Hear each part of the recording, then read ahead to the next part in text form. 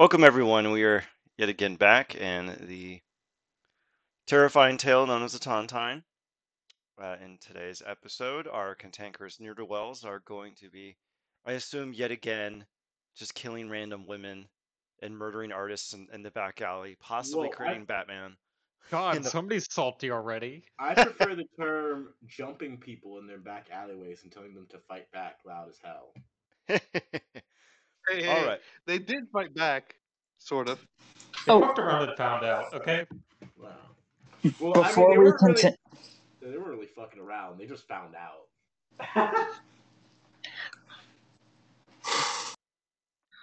All right, Oleander, you had something you wish to bring to the attention of your party?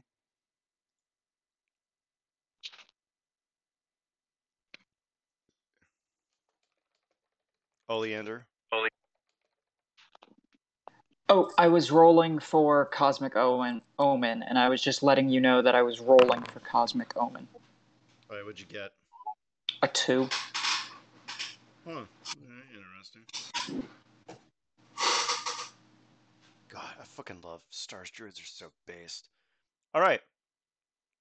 You get so I imagine a lot of you cut your deal, get the paperwork taken care of, and you're awakening and you've gotten a piece of information that shows you where Baudrillard's private residence is. It took a little bit to kind of hunt it down. He's not exactly super, open about that. So you have a location in the Platinum District. You, Oleander, get a little bit of an inkling that the stars are right, and you're moving in the right direction for this particular situation. I imagine a lot of you probably bedded down somewhere nearby in Sharn. Probably stayed at some whatever the structural equivalent of the Ritz Carlton is. I will think about that later. Actually, wait, I actually made a stupidly fancy hotel. Hold on a second, and I totally forgot about it. What the fuck is it? Okay. Discuss amongst yourselves in character while I look up what the hell I did with this hotel. I guess you go downstairs to the Continental. Actually, what the hell would they call it? Okay, Continental Buffet will be foreign to them. Oh, it's an Arenal buffet. It's considered chic, and so they have that downstairs, and there's this big breakfast buffet. Feel free to get your food and talk amongst one another about what you'd like to accomplish today, while I try to remember where the hell you are. Wait, where are we? Wait, we're at. I'm confused. You're at the Grey Dragon Inn, which is Okay. just not the best name. It's the in canon name for the fancy hotel. I should have rewritten it. You're inside the Grey Dragon Inn. It's the structural equivalent of the Ritz Carlton. While you were here, um, this is a place that Parsifal stayed at. Amusingly enough, you decided to just go back there and just get a hotel room because you're like, fuck it, why not? It's around the corner. And you awaken and you're enjoying the Arenal breakfast. It's a variety of elven foods. That bread where you take a bite of it and it keeps you full all day. There's various puffed pastries, juices, and bagels and lox, which are now canonically an elvish thing. So are elves Jewish? No, they're elves. Um, I don't know. I will come up with a weird in-canon reason why elves have bagels and lox, and we will do that later. Um, all right. You're sitting there in Uh, breakfast, you're scarfing your food down, you sit down in your booth that you reserved. What do we want to accomplish today? we have to get back good on that deal, right? Because it's been like a week. It's actually only been about a day. Um, you Yeah, were remember, we literally jumped Barbie like 15 minutes ago, 20 minutes ago. Yeah, it's been a hot minute. What exactly are our options?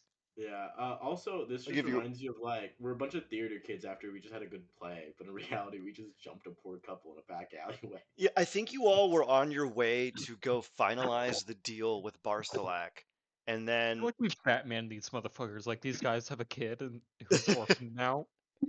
I hold on a Who's in the second. back I have to alley? I have to restructure the next combat encounter, so you fight Just, Batman. just, just watched us just massacre their parents with like efficiency. We didn't even get to turn 2, did we?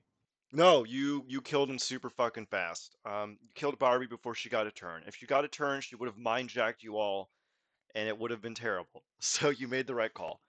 Um, what you have at present is you beat the shit out of Barbie and Baudrillard in that back alley while you were on your way to go talk to Parsifal Barcelak to kind of close up the tail end of the deal.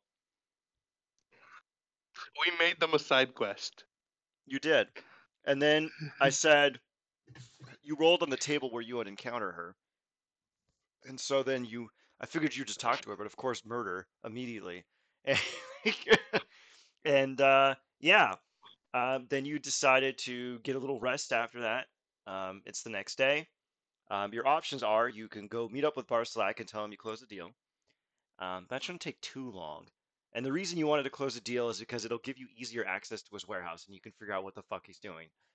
And the secondary option is you have Baudrillard's location of his atelier, his actual workshop, because he does not do his work at the gallery itself. It's at a secondary location.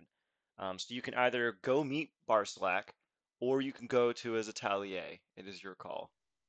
Let's go meet with Parsifal and then go to the Atelier. Yeah. Seems good to me. We just have to finish a deal with Parsifal because we already have all of our stuff. Yeah, it won't take that long. Wait, hold on a second. I have to remember where the hell I put his map.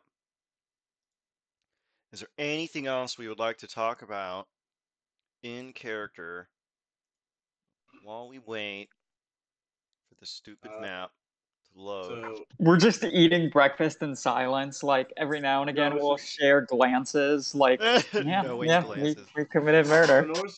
Norros is gonna go. So good teamwork, I'd say. I'd say I was efficiently brutal, to say the least. But yeah, yeah, yeah. They didn't even get a chance. They didn't even. I don't. Did they cast a spell? Nope. Yes. Oh yeah, she did. I think she got one blast off, but then No. Barbie didn't. Oh, Baudrillard Baudrillard did. did. Yeah, I think he psychic screamed you people. And he did Yeah. the blade thing. Oh, he did a steel wind strike, which went very poorly for the lot of you. Yeah. All right. You're going to commission your carriage. It takes you through the streets of the Platinum District, and you arrive in front of Barcelak's mansion, the Hiltview Arms. Who is going to inform the toy soldiers that they are there? I guess Norros will. Norros just goes, "Hello there. Yes. We are here to see Parsifal." You hear a faint pause, and then you hear a kind of booming from the interior of the mansion. Ha ha ha! Let them in! Let them in! The gates Wait, open. do we have the ship? Do we have the ship or no? 'Cause I thought we were supposed It's to go back building. to it. It's getting Okay. built, so you're just gonna tell him, I don't know, you're gonna bullshit some crap about unions, am I right? And then he's evil, so he's gonna buy it. And you open the door and he lets you in, and you're right there on the map where you are. He's in front of you, the portly dwarvish fellow. He's got his hands clasped over the front of himself. Curiously, he is wearing a large breastplate, unlike the robes he was customarily wearing previously. It seems that you caught him doing something interesting, and he didn't have time to change. I doubt that because that last time he fucking made like a bunch of like refillable water cans, but pop off king. Is this the warlock guy? Yeah, Yeah. Parsifal, yeah. You can tell this is his persona. You don't know what he actually looks like, but you know that this is just an illusion.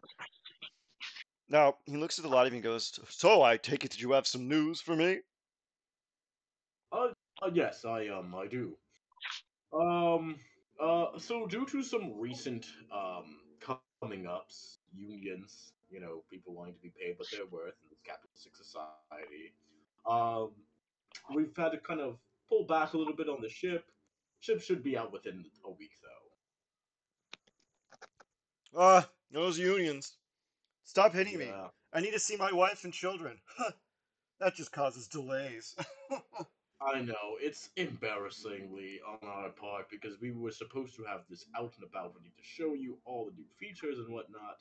But what I can do for you, and he kind of walks up and he goes by the desk and he lays out the schematics that they've made, essentially. Mm-hmm. Okay, go ahead. Um, and he kind of, oh, here we go. Kind of Yeah, walks sorry, I up. forgot to load the actual map.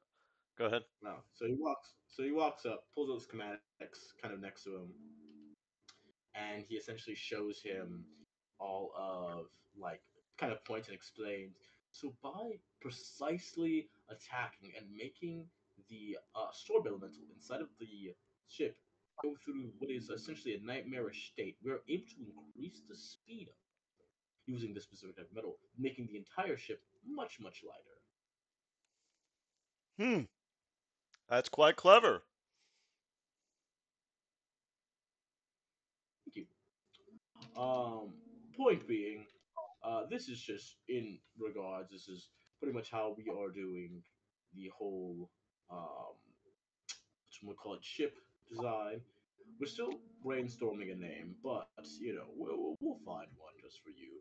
As soon as it comes out, do you have anything that you need us to go to your warehouse, perhaps to sort of fill out some paperwork, make sure we got some things, plan out some sort of parts and whatnot, or Hmm.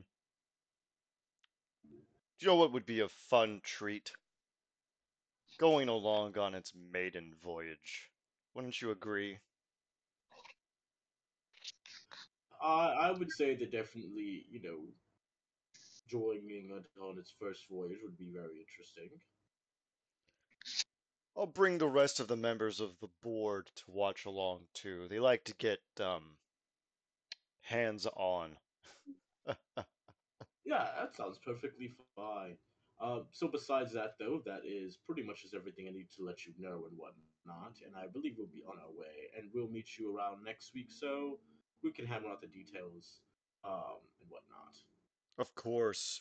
I'll have my valet bring you to the warehouse during the time, and I imagine that the ship is being produced out in Trollenport. Is it? It I is. can't remember. It is. Yeah, she said yes. It is. We're pretty much still just finishing up like the last bits of it. They should be partially done and whatnot. Uh, I've spent quite a bit of money on this. don't worry, you will be appropriately compensated when the time comes. Simply furnish your contracts and the other terms of your deal, and I look forward to continuing cooperation with House Lyrandar. Is there anything else you need while you're here? I like to be attentive to my guests and business Um, partners. no. Well, actually, I had a question. Do you own any art pieces by and what's his name again? Baudrillard. The Odriard. Do you know anyone who owns any art pieces by Odriard? He looks at you and he rather emphatically goes, "No, no, I don't." Can I insight roll that? Yes. Yeah, same. I'm gonna insight.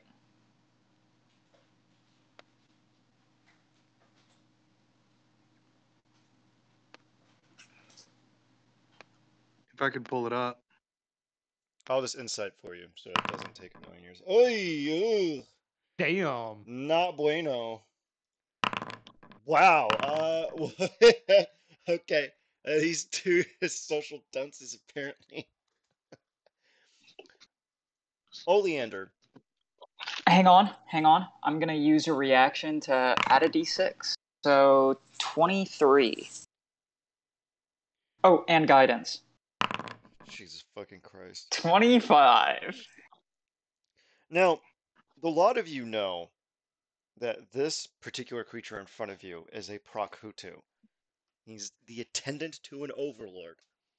You could tell based off his intonation that he was very emphatic about it, and that he doesn't own one, but definitely one of his cohorts does.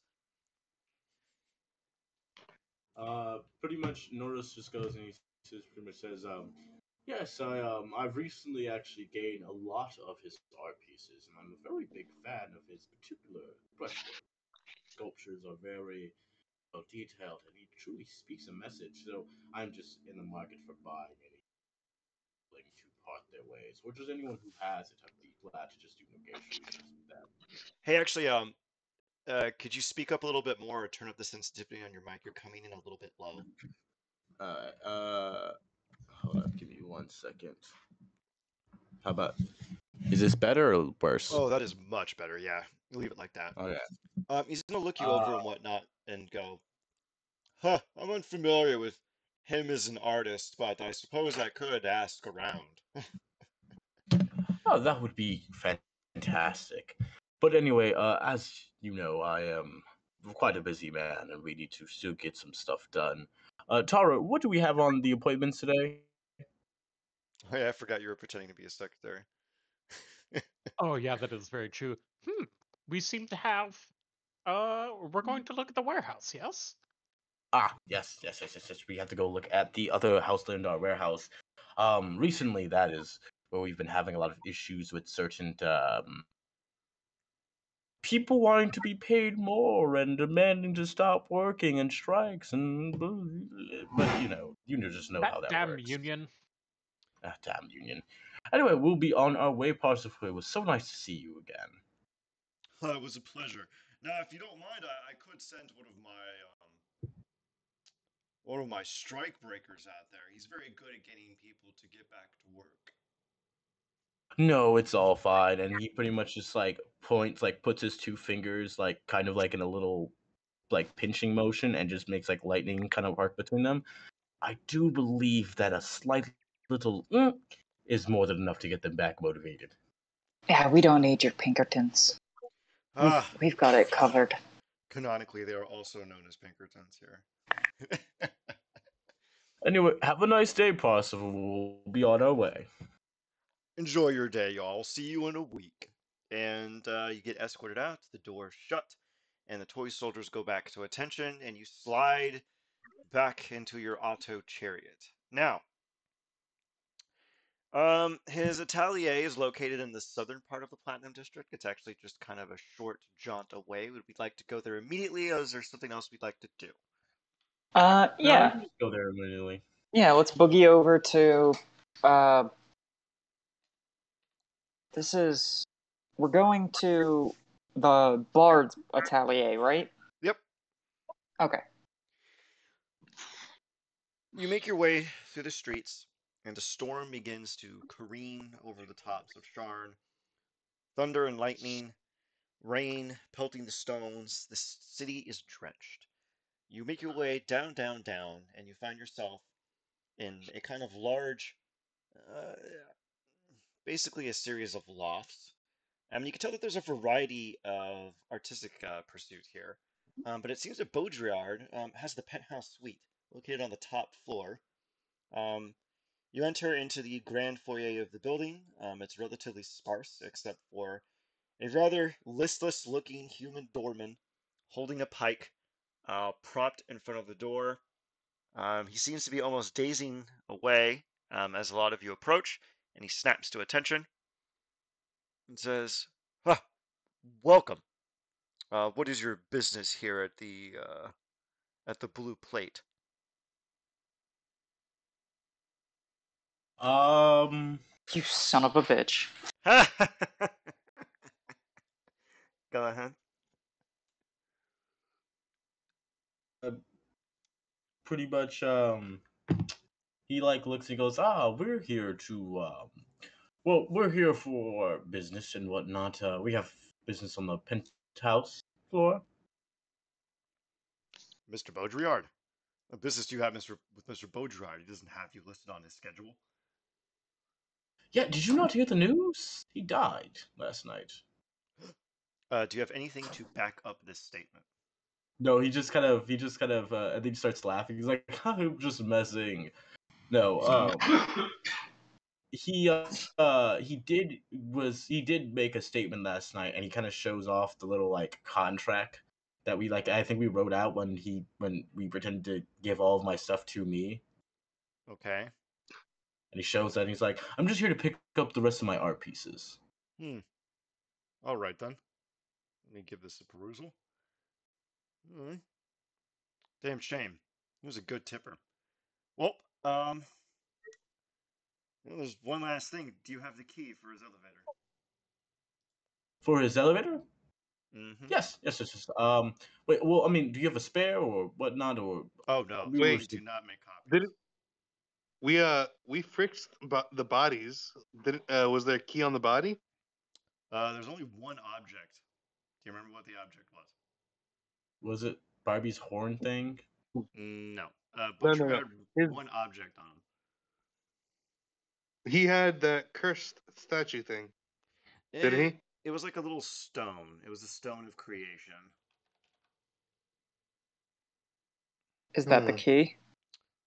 You're gonna have to pull it out and find out. All right, well, we walk over to the door then. Was it the aberrant chisel? Huh? Was it the aberrant chisel? Because I have that. That is also another object that you're going to need, but it was the aberrant chisel and the creation stone. Obviously, the creation stone is the key to get into his apartment. So, go ahead and do that with advantage, Oleander. There we go. You reach the reasonable conclusion that one of the two you're gonna keep doing that, aren't you? One of the two doodads that he had on him. One of them has to be the key.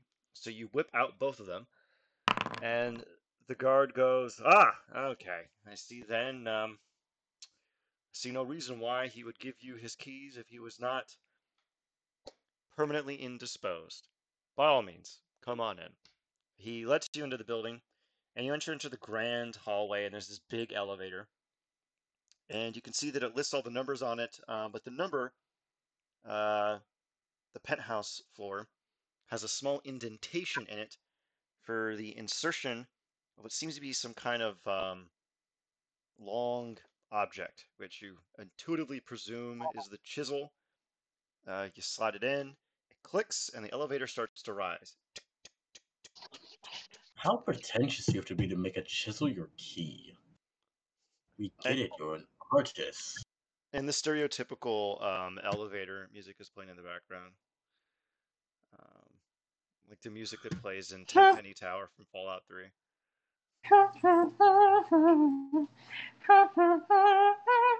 Alright. Alright, gang. Literally anything that is in this room we are taking out with us. Okay, Why, the door. why don't we just destroy it? We just Because smash we it all cannot- to pebbles and rocks, chuck it out the windows. Well, because perhaps we can study what the magic is in these items to then make a locator of some kind for the other ones. That's exactly what I wanted you to do. All right, Well, you enter into the room, and literally everything you see has a stupidly long lore block attached to it. So point it out and just fucking ask me, and I'll tell you what it does. He goes over to the desk and starts reading through the diary while everyone else kind of scavenges through other Oh things. my god, do you just touch the book, dude? Yes. He picks up the book. Oh god. The one time I make just touching something bad and it immediately works. Alright, give me a wisdom save really quickly. add a Give me wisdom- d6. And add guidance. You can't guidance a wisdom save. It'd have to be a bless. Yeah, bless. Resistance. Oh, Yeah, yeah. bless and resistance are the two spells that would help. But I mean, hey, he would only touch it if he's within 10 feet of me, right? Jesus Christ. 22. It's like my cock. Wow, not bad, not bad. You grab the book, and you immediately feel that the book is attempting to push into your mind and alter your psyche. You drop the book, and then the book, which to your immediate recollection looked to be open, an illusion breaks, and it shows that the book is clasped shut. It was merely presenting itself as open in order to trick people into touching it. Good job. Oh, wow. Who could have foreseen that this man would have probably made it where his book puts his psyche inside someone else touching it? I'm having a lot of hot micing in the background with doors opening and clinking. by the way. I I don't know who divine that sense. is. Ian, is there anything here that looks like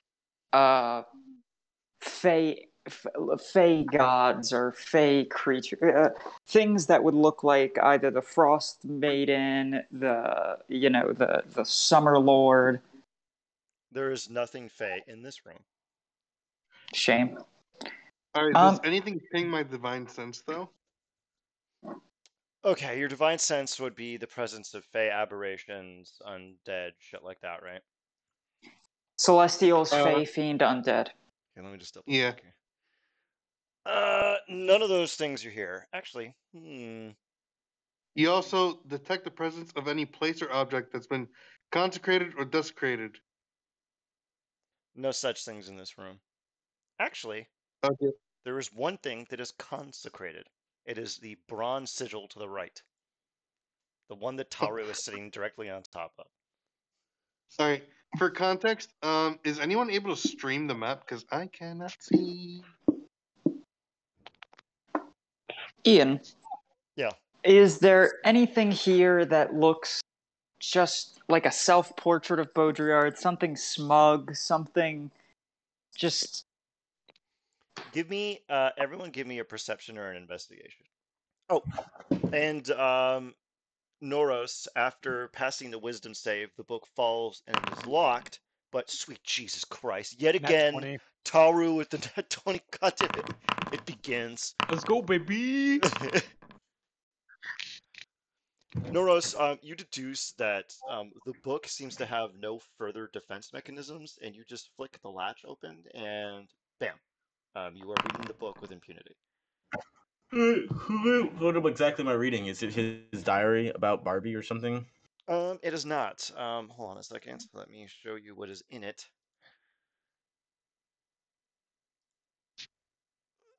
I'm gonna post a link to this because there's a lot of crap.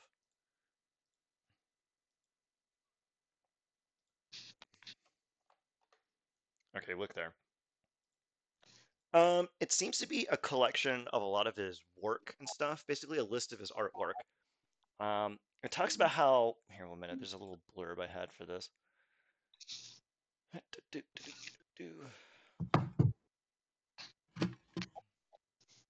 Okay. It details a small list of about 9 works, and he says that these are the ones that have more of him in them than the others. And then it lists 9 of them. Right. Sorry, I'm trying to. Yeah, sure. So it's not all of his artwork that forms a phylactery. It's just these 9. Yeah, you're in that one. Once Norros tells you that, you can intuit that, yes. Okay, kind of like Voldemort and his diary and the tooth and the snake and all that. Which is Yeah. the stupidest shit ever that he put it inside of a diary that possesses people and makes its Presence known. mixes. Yeah, it's Yeah, stupid. that's It's fucking dumb. dumb. Yeah, That's thanks, dumb. J.K. Rowling. That's fucking moron. I think the one where you have to drink a fucking like water that makes you hurt is probably the best one, and Yeah. then but you just have to drink the water. Yeah, that one's But like yeah. not that bad. All right, so Norros, So go ahead he and re- go ahead and read that so- actually, while I'll go through the rest for everyone else. And then you can also get. so he reads it and he goes, "Oh, you all, I believe I've discovered the coterie in which he exists." And Is it any of the pieces in this room? No. no, I mean, well, I believe that these 9 pieces he's bringing up to attention are essentially his 9 pieces that make up his, in a sense, phylactery, as you would call it. But I'm more referring to his coterie. He refers to barbarians and artificers and whatnot. And I believe that he's referencing his colleagues. Strength, even when crude strength is strength, the savage raw animal turns more and tries to. I believe that we might find. Can I do an insight check to better understand what he's saying? Because is he like describing his comrades, or he's just describing some random barbarian? Because he says the coterie, and I'm believing that's referencing his comrades, right? Yeah, go ahead. All right. I need to roll insight or right or what? Yeah, insight would be fun. You can do it with advantage. And add 19. 7. 26. 26. You determine that based on the context here, he seems to be describing some of his projects. And you intuit that the bard he is referring to is Barbie herself. And so you presume that the other ones he's referring to are other projects that he has made. So there's Fuck. Okay. Okay. Sorry. I Yeah. completely. So I believe that these are probably going to be people that are defending his art pieces and hunting us down now. Okay. So yeah, he says that we have 9 pieces we have to destroy. We have to go see Danelle Ruinar. Uh, we have to find a tabaxi with bandaged hands for a strange statue. Jolin's soul. Shipwrights with their guildmaster marble. So we have to find a guildmaster named Marble. A pale fellow from who works at the temple in Karnath. So we're gonna have to like find a fucking temple in Karnath with this quartz spear. And the Dean of Arcanex and Prince Sashil and an elf with a glass mask from the Undying Court. And I believe the last one is going to be a bit of a hard one. It is just a Kashar. So we have an idea of where we need to go next. So never mind, we don't have to destroy things in this room. But In hearing that we don't need the magic of any of the items in this room, Oleander immediately just smashes one with her quarterstaff. oh my that's god. not what I meant. I did not mean to immediately set this place on fire. Which one did you Orlando. smash? Um. D- uh. This one right here. That one right there. All right. Yeah, it kind of looks like a vase, but it also looks like a grenade. It actually is just a vase, and you smash it, and it just splinters ceramic pieces everywhere. Is there a roofie inside? There's not a roofie inside. Sorry, I mean a Orlander. rupee. Oh, ruby? Yes, there's a single ruby in the interior of the vase. Orlander, can we not break things just quite yet? That was not an invitation to start destroying things. Hey, did we ever check this consecrated like Oh, thing could you on the repeat that? floor? Did we ever check the consecrated thing on the floor?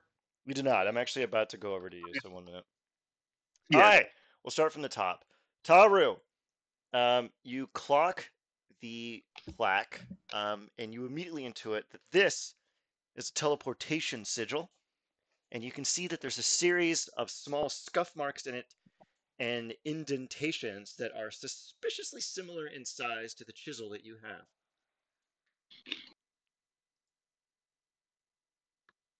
Hmm. Okay, I'll put the chisel in, I guess. All right, give me a roll with the chisel. You can just click the button to the left of it, and it'll just do it.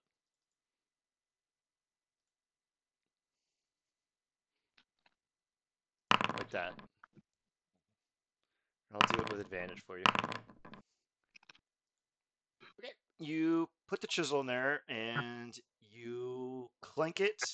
The brass rings out in a melody, and then the surface that you are on disappears, and you begin falling into a hole. That's not fucking good. Um, What can would I you use like? my reaction to lasso them? Yes. And Taru, you're also welcome to attempt to not fall into the hole. I mean, I could Dexterity just saving escape. throw would be Can I appropriate. thorn whip? Yeah, everyone could just kind of tag team to prevent Taru from falling into the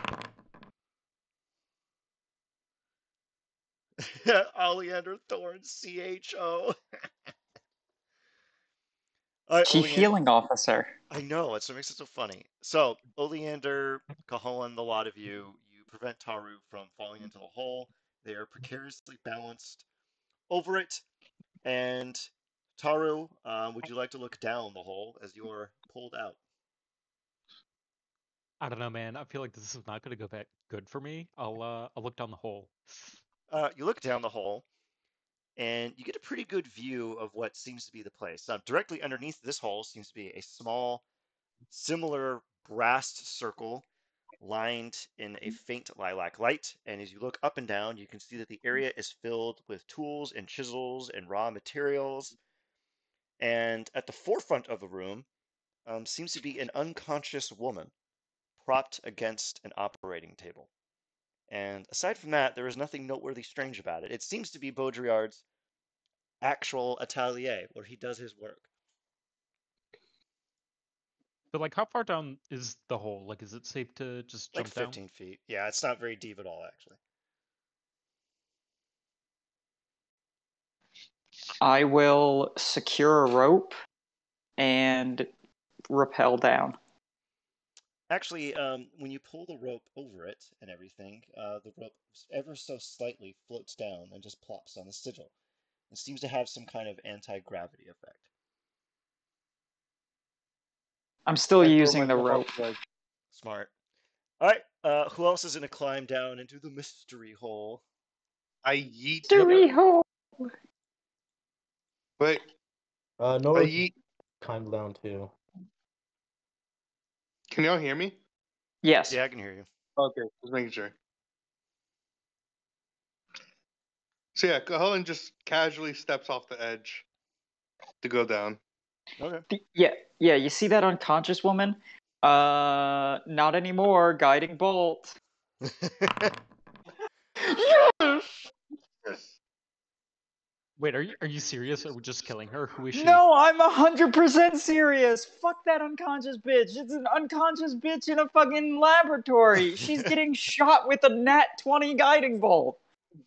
The bolt streaks across and impacts into her flesh with a furious crack. Radiant energy washes over her body, and then you see the hole that you puncture into her flesh heal itself.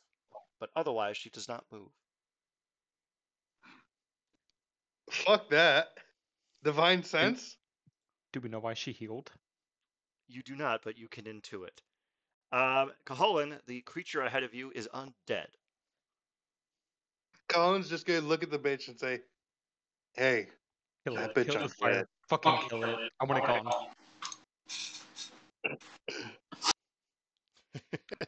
I love this, Caholan would like, like me. unconscious woman, immediate antagonism. So, I'm gonna let Willow and Oak out of my bag of holding. And, yeah, just get ready for a scrap. all right, all right. Now, Wait, even I'm looking at after, myself. yeah, go ahead. I'm wondering if I have anything useful for an upcoming fight. I'm gonna have my paladins. Literally everything. Here, hold on a second. I'm gonna share the Foundry thing so you can look at it. Okay? Can you see it? Oh wait, are you sharing it in Discord? Yeah. All right. Hell yeah. Now, the one thing you have noticed is that you critted her on a guiding bolt. It caused damage to her, but then she healed it. But she has not woken up. She is still unconscious.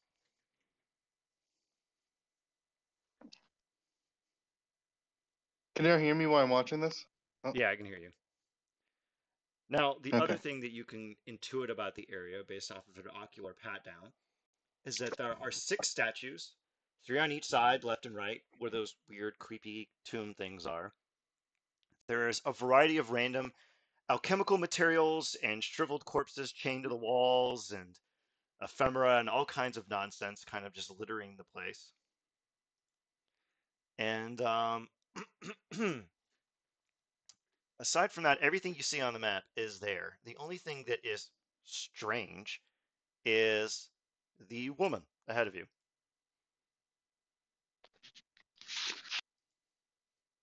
What would we like to do?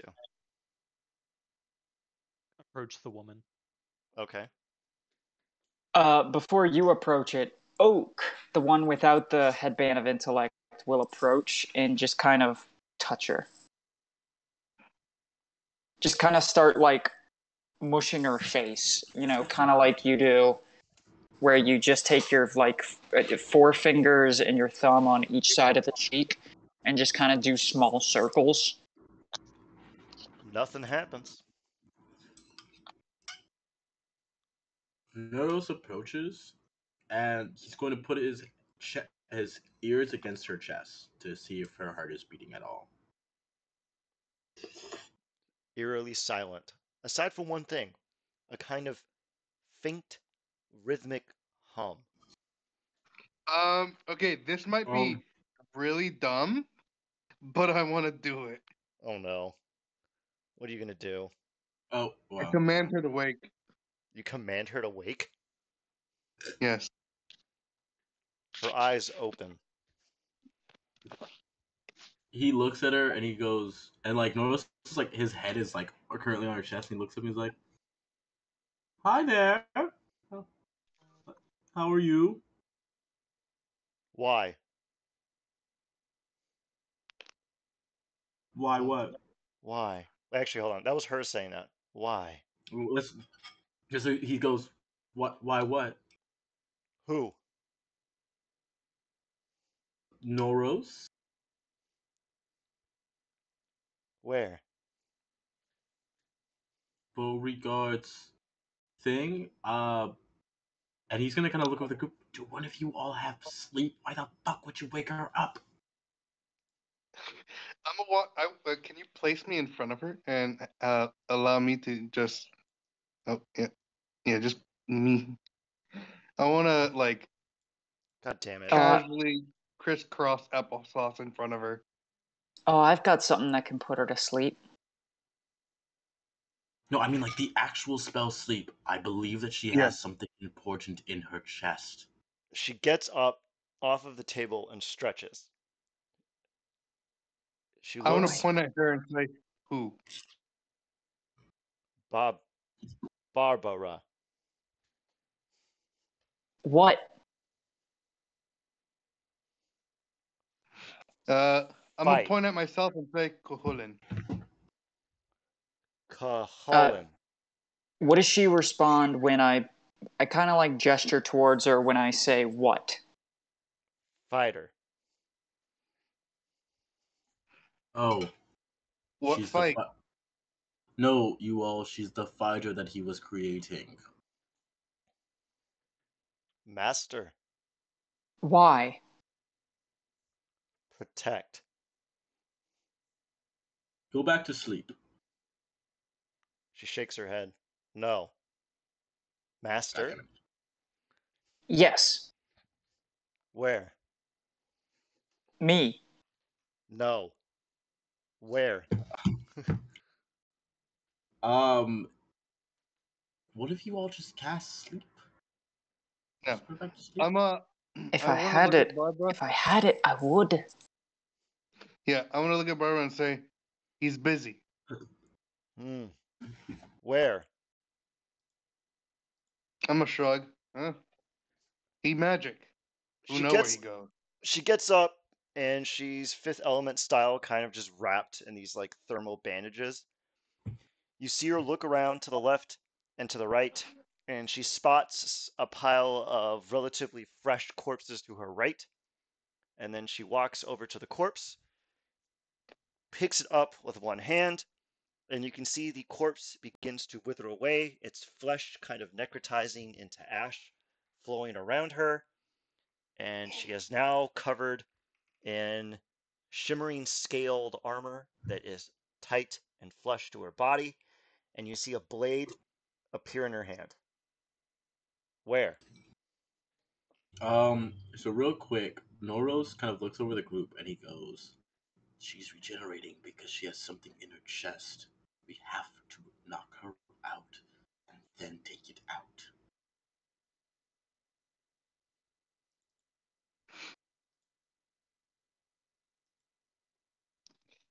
Um. All right. She really wants to know where he is. Yeah, we killed him though, and he's currently Yeah. dead. You know what? You know what? No, I Is know. anyone have full person? We could just hold her down and rip it from her chest. That's what I'm I trying wanna to do. look at I'm her. like, Wait, she came from that table in front of us, right? Yes. she was already there. I wanna casually sit on the table, cross my arms, look at her, and say, "He's dead. He's taking his time to come back." Norros is like, "What are you doing? She looks at you. Hi." She looks at you. Looks at everyone else.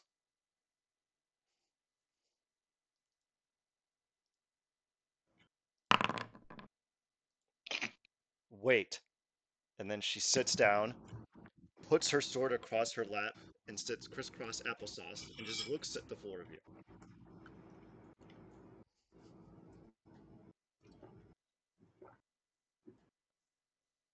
How You long are we waiting for? She looks at you and goes, "Time." can you Till what? speak more than?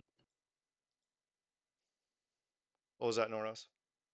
Oh shoot, Norros was just like he walks over to Oriolander and he's pretty much just saying, "Okay, so I was kind of hoping you'd be able to perhaps keep her from getting weapons and armor, but that is no longer an issue. That is the problem. You have to take her out quickly and take whatever's inside of her out of her chest." Since she's non-aggressive, can I stone shape something around her to bind her so we can rip whatever is in her chest out? Oh, you could try, buddy. Oh god, I don't like the sound of that. That's it's very ominous. Yeah, go ahead. You could tell she's very accommodating, but probably not wise to do anything aggressive against her. And I'm assuming she Yeah, would I take this wanna. as aggressive. Yeah. Do Yeah. we know what level she is? Do you want to find out? No. Well, here, let's put it this way: she's made to protect a level 20 lich's shit. No, she's not made to protect her shit. She's just made by him because he's a weird man. He likes to just make people. But Yeah, she's but probably on the all of same them are level as protecting his shit. Barney. All of them are protecting some of his shit, and she's the one here. Yeah, she's probably on the same level as Barbie. Yeah, and Barbie was up there. Anyways, I'm gonna sit crisscross applesauce in front of her. Yes, but you say this, but you woke her up. She reaches Yeah, out she reaches out a hand and puts it on your knee and then just looks you in the eyes and says, "What?" I'm sitting with you. "Why?" I sh- I just shrug. Eh, you're She le- being nice. she leans in a little bit further, closes her eyes and takes a deep breath.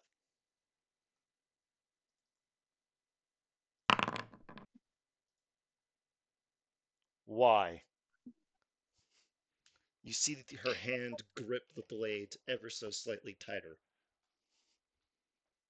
Uh, I'm sitting in front of her, literally just to sit in front of her. Hmm. Colin is completely relaxed right now. He's not planning to fight. She leans back and gives you what she intuits as being a friendly smile, but is rather disconcerting. I smiled back to her and asked her, "What do you do here? Protect. All this? All the time? Yes. Not boring?" Boring? Yeah, boring. Just walls everywhere. What about What? going out? Touching grass? Hmm. She seems visibly confused at the concept of boredom.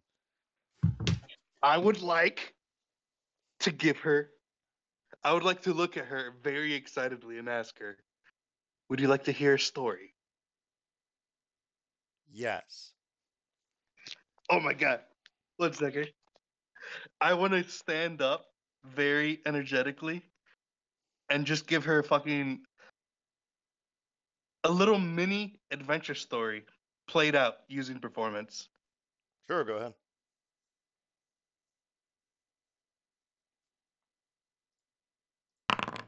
Please roll well. You're welcome to do so with advantage.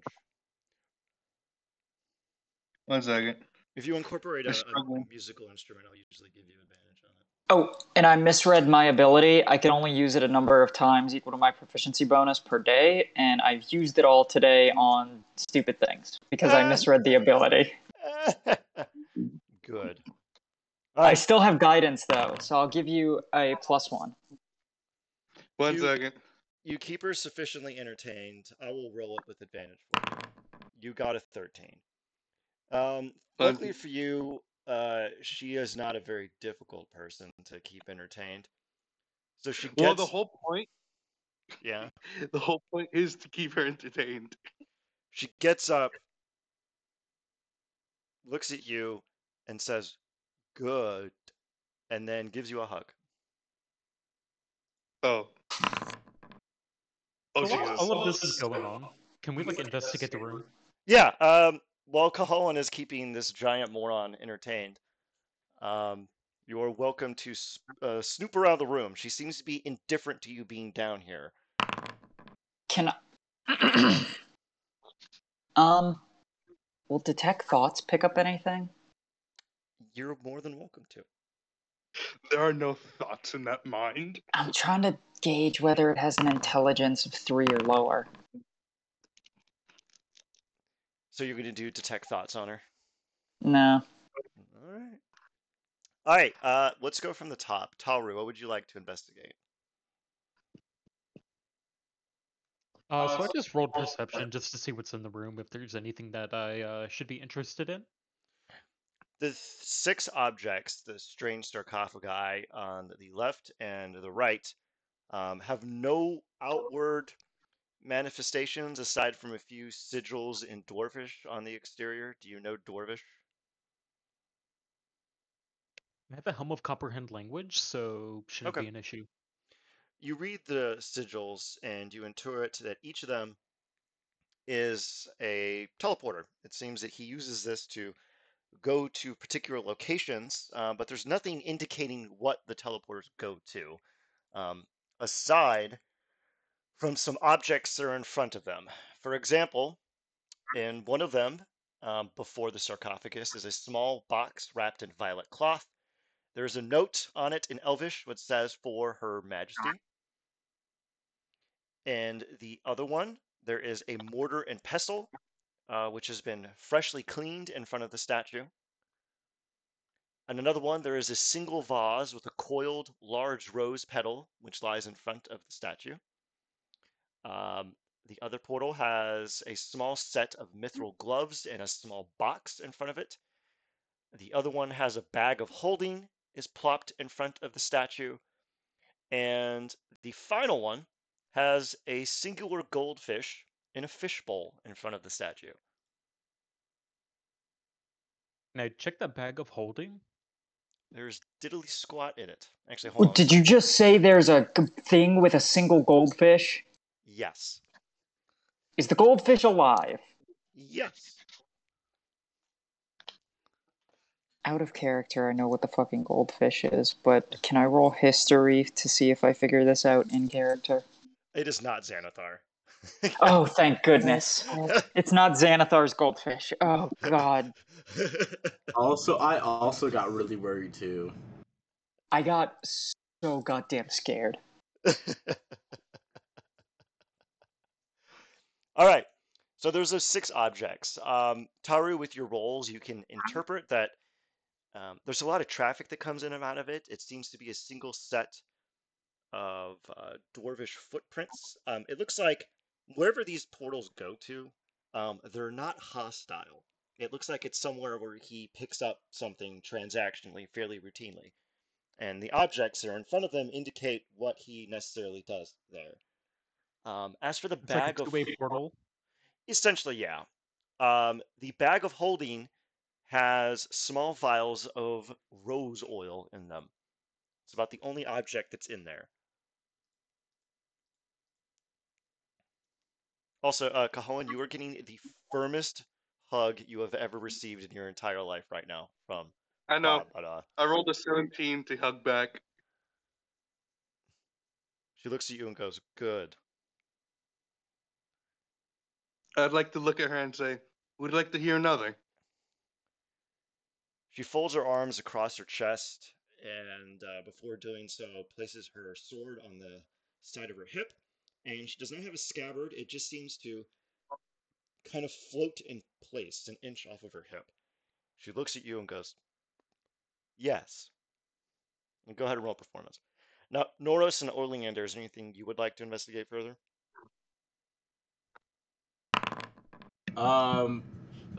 Pretty much Norros. Um, he's just kind of like those like books are on the map. Are those like actual books or what? Yeah, they are. No, we're having a telepathic conversation right now. All right, one Okay. second. I have 2 additional things that I need to roll with that. I need. Can you roll me a D8 and a D4? Yeah, I'll do it for you. I'm gonna use wild talent and guidance.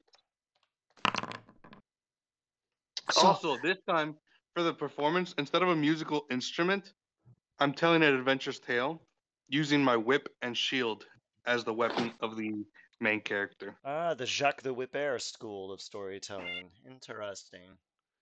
All right. so mentally with Noros, Oleander is just like, so yeah, I think she needs to be restrained somehow. Only thing I can do is summon a bunch of vines and have Oak and Willow try to paralyze her, but if she's undead, she's probably immune to poisoning, which means she'll be immune to the paralyzation. I think the issue that really comes down to this now is that, you know, we kind of set ourselves up for failure when we woke her up. But point being, we need to get whatever is inside Gee, I of her wonder who out. did that. Oh, yeah, who did that? It I could be wonder if she would have anybody. waken up anyway. She Why wasn't not blush. use command and tell her sleep with the command spell? All right. But here's the Didn't try thing. that. I have her distracted. Y'all can do y'all's But, thing. but we don't know if she's able to, like, you know what I mean? Like, If she's a level 20 fucking fighter, fighter, she's kick our gonna kick ass. our ass. So Because she she's gonna knows make. we were here. She can tell that She's, to her master. and then her master will come Knows and knows where kick to our find her. ass. Right? Yeah, we got it. I We caught have him. something for that. I have We caught something him. for that. We caught him lacking in 4K in the alleyway. I don't think we can catch him lacking again. Look. I No, have something for that. Trust me. he's All gonna right. be on guard until we like perma kill him. Yeah. And the second he All right. sees us, it's on sight. The second he makes Hey, eye contact with fellas, any of us, fellas! I caught your ass lacking right there. Run that back. Like Look. he's gonna be on our I got ass. something for that. you're gonna I got be something for Velvet that. Buzzsaw. Hold He's on a gonna second. trap you in a goddamn Hey, hold on a painting. second. Colin, go ahead. No. I'll do it once we're done investigating. All right. When we leave, What else do we want to scrutinize in here? Those books like around, are they like actual books or like that's just like on the map? They're books. I'm gonna start reading some of the books and see if perhaps these are like the things that he's been using to create people. You kind of pick them up and skim through them. Some of them are like the alchemical properties of rose oil and spider silk, regenerative properties, and funguses of the underdark and healing spells, and various other things of that nature. It it would take you weeks to fundamentally process the information that's in this room, but you can tell that he's been keeping it pretty well documented in here. Can I scan the books for perhaps what he uses to power the undead? Ah, interesting. I would like. Because my current theory is that the thing that I heard inside of her is perhaps some sort of like automated heart or the source of what makes her so like is like her heart essentially to make her so strong. Because like how is he able to make undead this fucking powerful? hmm You actually thumb Look, around and see that there is a small diagnostic manual that is to the left of her table. When you get close to it, though, she doesn't seem to like you being near the table. Uh, so when he notices that, Norros is going to kind of look and realize that book is very important. And essentially, what he's going to do is he's going to kind of. I can cast two cantrips at the same time, so I have that thing. So I'm going to minor illusion the book is still there. Well, okay. So first things first, I'm going. Can we use precipitation to essentially like make the book like look like it fell off the table? Yes. Okay. So here's what I'm thinking. So as that happens, I walk over and I go like I'm putting the book back on the table, and I will minor illusion the book back onto the table, and then Okay. walk away with the book. All right. You do that, and she has the world's worst. Let me see here. Yeah. Go ahead and roll me a stealth with advantage. Give me 1 second. My thing is not working for some Here, reason. I'll do it for you. Yeah. Well, you got a 25. So you pull it off deftly, and you have Baudrillard's latest notes. He actually starts talking about how, you can wake her up and anything pretty easily, but getting her to go back under is a bit obnoxious. And she's weirdly naive. Whenever people come in here, she seems to have a memory problem that she's been trying to figure out what in the world is going wrong with her memory. And he said he went out of his way to give her an extra special heart, and it took quite some time, but he tracked down an artifact. And the artifact is doing perfectly, but he's not going to be able to make another one like her. Not anytime soon. And Can so I was. Yeah, go ahead. I'm also love that I know Ian's writing so well that I'm able to predict things on the money. can I roll nature or survival to see if she would be immune to poison? Go ahead. She could regenerate, so I'd like to. I'd probably think that she would be. 29. She is immune to poison. Fuck me. Okay, so I can't paralyze her, but I could still restrain her with a bunch of vines. For like a microsecond, but yes. And then on her turn, she has to spend an action to make a strength check. Yeah, that's true. Yeah, you can do that if you'd like. Now, you could attempt to figure out more about what she is by reading that book. Do you want to do that, Norros? Yeah, I'm just gonna keep reading it. Okay. Go ahead and give me an investigation check with advantage to kind of parse together what she is. Could you Well, roll it? there's- Because my thing is not like working at all right now. Sure. Oh, you're not proficient in investigation. Yeah, whatever. You rolled an 18. Add a d4.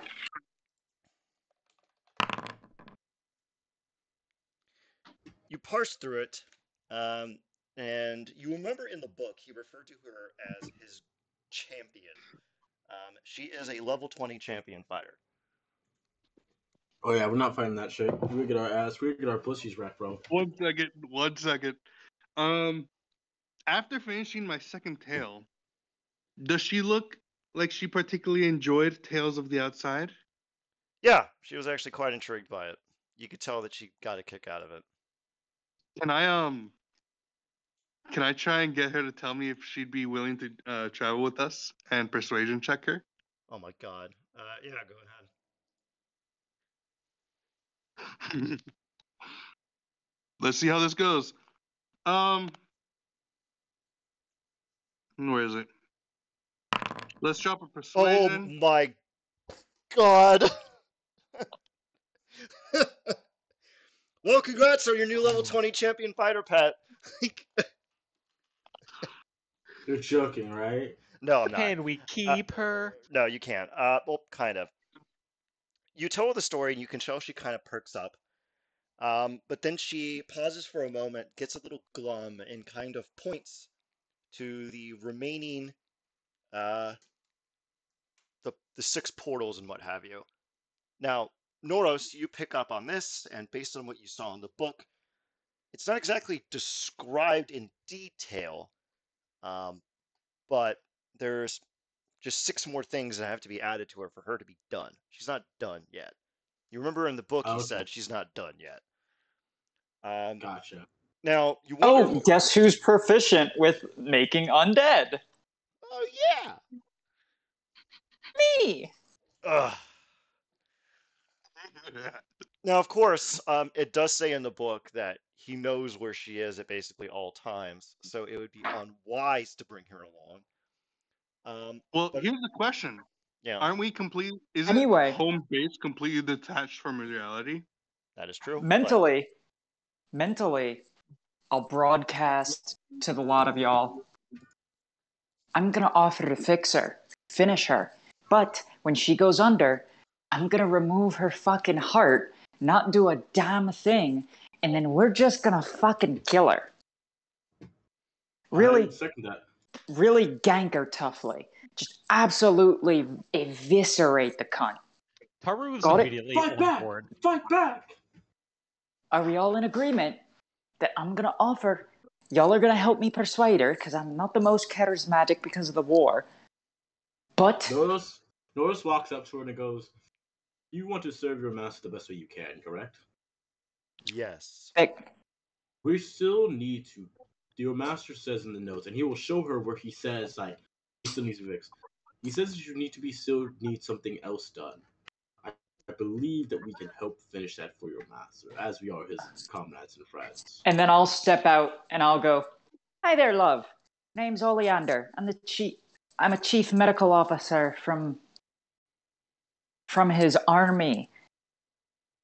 What? These are two of my creations. You see, this is Willow, this is Oak. I was wondering if you would like me to finish you off. Really fix you up, tighten some stitches for you. yes. Well, lay on the table, go to sleep, and when you wake up, you'll be a completely new woman, guaranteed." No. She points at the portals. Love, I can't do surgery on you if you're awake. You need to be asleep. More. And say, what's at the portals? Me. That's where we need to go to get the rest of your parts, huh? Yes. So, I'm gonna look at the others, and can I respond to that mental projection from earlier? Yeah. Yes. I'd like to keep her. None of We're you not- bastards listen to my tales. We're not keeping her. Yeah, no, that's a no, love. Yeah, we're not But keeping she's the. She's also, heavily connected to the man that we have to murder. Probably be the best idea. Oh, wait. to keep her. Hang on. If we keep her, he'll keep showing up wherever we are, and we just gank him whenever he shows up. That's a stupid Yeah, idea, but but he also could- interesting. Yeah, because he can command her to do things. Can he? What kind of things? He's her master still. She won't listen to any of our orders, so she's still All right, probably all a right. cylinder of his influence. All right, but what if we can make it so that she can't listen to him? We aren't that level. Wait. Powerful. Ian. What What? if I take the headband of intellect off of Willow and put it on her? Oh my fucking god. That does not sound like a good idea. Ugh. Hey, are you already nap 20? It would make it easier to talk to her. Okay. And maybe Versus- convince her to go to sleep. Or maybe she's smart enough to realize that we are not a part of her master's plans and murder us all with her level 20 fighter powers. Do remember that he said that he couldn't. She was a little naive, and he was still working on fixing that. So Yeah. Okay. yeah, No, unless you want to take 8 fighter attacks in the next like 6 seconds, I would not do that. What if I forge a message that says, we're from the master? In his If she, handwriting? All right. if she Here's has the thing. intelligence of 19, chances are she would probably know. You know what I mean? Like that's the thing that we're giving her the intelligence to see through our lies right now. All right, but Okay, here's the okay. thing. Why don't we make it so that she doesn't want to work for the master? Well, we can't do that because she was literally made by him. That's the issue. We just gotta get this bitch to go to sleep. And then we murk her. Bye Technically, Can I we look don't ar- even need to do that. We Can I just look need her around to in not some of the report to him books? for now. Yeah, go ahead. Give me an investigation check. All right. Look, technically, we just need her to not remember us completely whenever she has to report to him. In Hmm. fact, we could see if she could just conveniently gloss over the fact that we've ever been here while he's around. Well, I mean, she's naive. I don't think she would be able to. I mean, he knows that we're after him, so it doesn't really matter if he knows that we were here. We got all the Yeah, information. here's the thing though. She Here, has one quick expressed thing. One interest. quick thing. Oleander, you parse through the books and what have you, and you parse through the manual that Norros has, and you can tell that her regeneration powers are a bit of a problem because if you try to cut into her, she'll basically just immediately heal it. You'll need something that's gonna stop the regeneration, and that doesn't seem to be around here anywhere. We have to come back to deal with this, or we can just leave this alone at this point. You don't Is have there to. any note? Is there any notes on how to put her to sleep or how to slow the regenerative properties?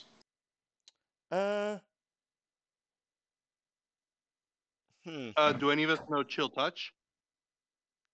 Chill Oh touch my makes it God. so you can't heal. I know chill touch. Also new chill touch, so we got a couple of options here. Okay, here's my counter argument for killing her right now. We're She killing has her. expressed interest in wanting to adventure. Yeah, but she Meaning also that still belongs to Baudrillard, and we are bringing a level Just- 20 fighter that yeah. could kill us at any moment. Yeah, but just because Baudrillard's her master doesn't mean she actually wants to serve him. What do We you, what do just you need mean?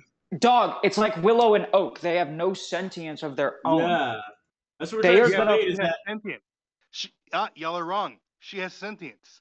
She has a she No, does we not know have that. free will. She doesn't have free will. That's what we're establishing. She has proven to us that she does not have free will.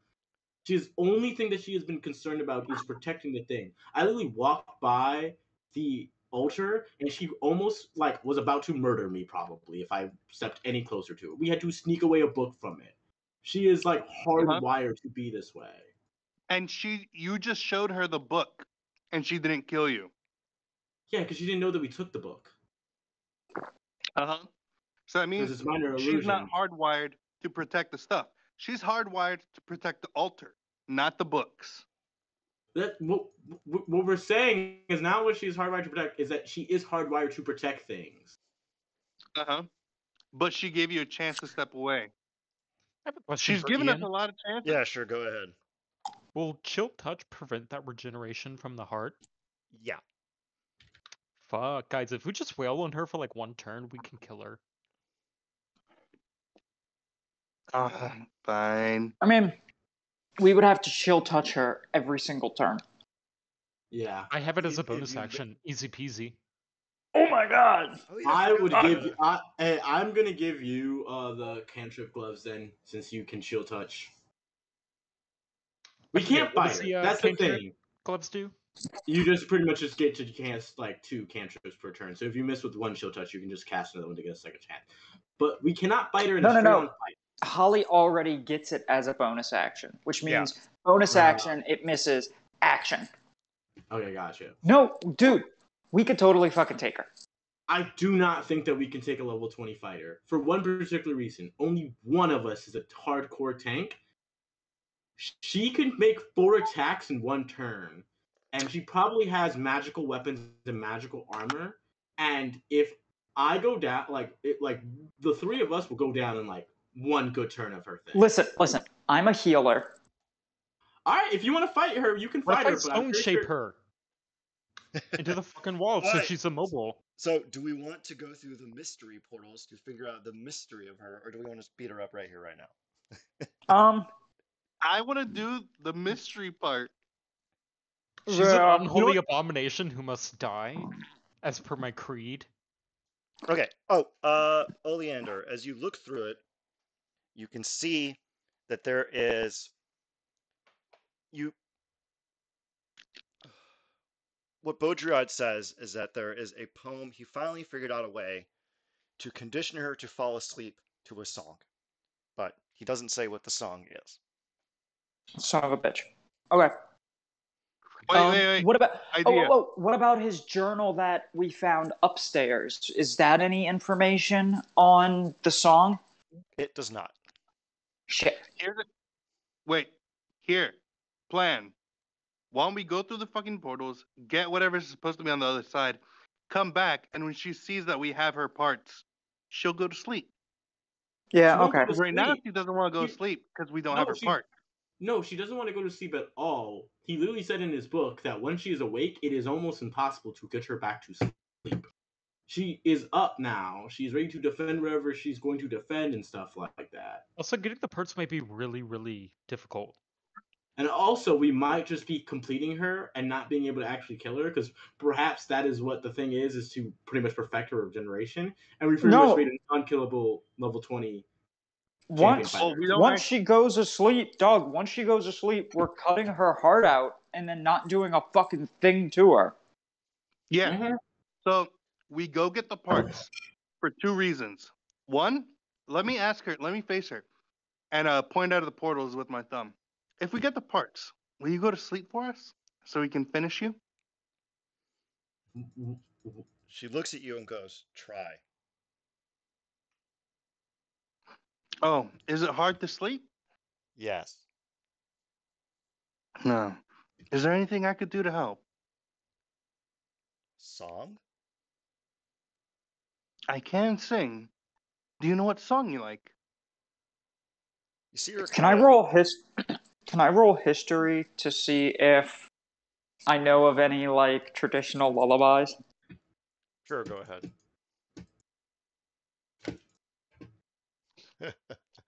I love all the Does she re- consternation over this one undead construct. Well, if we didn't wake her up, I was literally about to do the thing where I took the thing out of her heart, and then she woke up. This is Well, here's the thing. 100% Colin's fault.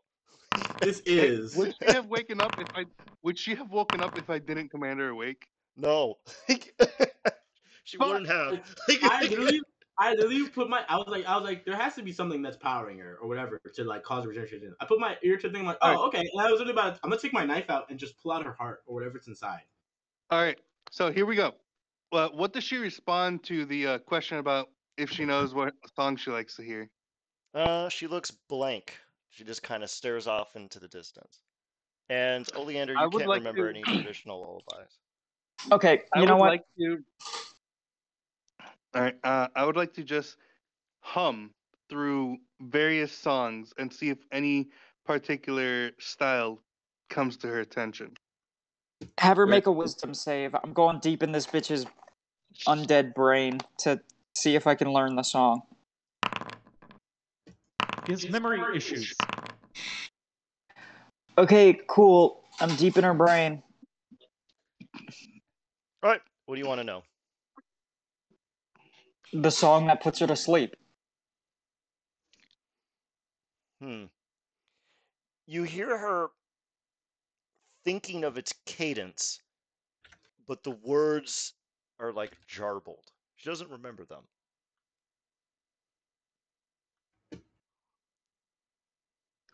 Hey, can you But I have the tune though, right? Yeah, mildly you have the tune. Okay. I will project the tune into all four of our heads, and then maybe someone has heard it before. Huh, okay. Everyone give me a history check with disadvantage. That's a very good idea. Did you check with disadvantage? Oh my god! Yeah. Go ahead and roll that negative, Oleander. Oh god, there we go. Let me see who rolled the highest here. Oh yeah, no way. I was hoping for double nat 20s. I would have paused the recording, gone over to your house, and punched you in the face. What you can't grasp is that it is an old dwarvish tune, and it seems eerily familiar, but you can't put your finger on it. Now, she goes unconscious. You win the game. I'm driving over to your house right now to kick your ass. So, do we want to enter the MacGuffin portals, or do we want? Yeah. Yeah. Okay. Yeah, fine. Okay. It's a good We have idea to. because if we go get those parts, he can't use them. That's 100% why they're there. Yeah. So you can steal them, and she can't But get bit. she's a level 20 fighter. I don't think she really needs that parts, to be honest, to kick our ass. We Oh, don't need to give her the parts. We just need to make it so Baudrillard can't use the parts. I mean, I'm just saying, why don't we just take the stuff and just leave and go, like, do our business? Anyway, let's go through the first portal. We'll destroy the part, and then, I don't know, maybe we'll figure out the song along the way, put her ass to sleep, and kill her once she's asleep. okay. How quick was this encounter supposed to be? This was literally supposed to be, hey, why don't we examine these portals? It might have secrets as to him. Okay, cool. And then it turned into Cajon is an idiot and commands a construct to come alive. Like, I didn't have the notation called Cajon is a fucking idiot. So like, all right. At the top, okay, you all can see the maps, correct? Boudoir of the Spider Queen, Yeah. Cromlech, the Garden, Old Bones, Underdark, and Vermilion. Nope.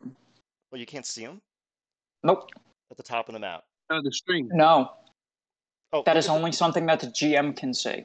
okay, well, go over to my stream and look at them and pick which one you want to go to first. Just Spider make, Queen. of course, it's gonna be the Spider Queen one. Let's just go in order. Okay, first one. Here, I'm gonna kill the stream because unless you do something really stupid, you're not gonna be fighting anyone. So hold on a second. We're going to be fighting someone. Unless somebody does something catastrophically, devastatingly stupid, Cajon. Jesus. Note to self: never put sleeping women on pedestals, because Cajon will bring them to fucking life.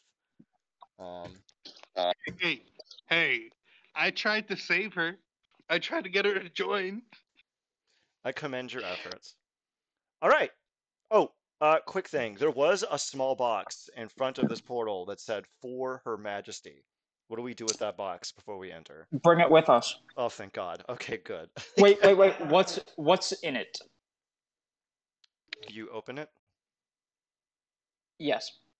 No, wait. I get Oak to open it. Smart. Okay, so Oak instantly dies. Now, they open it. They open it, and it is a single piece of what looks like ivory.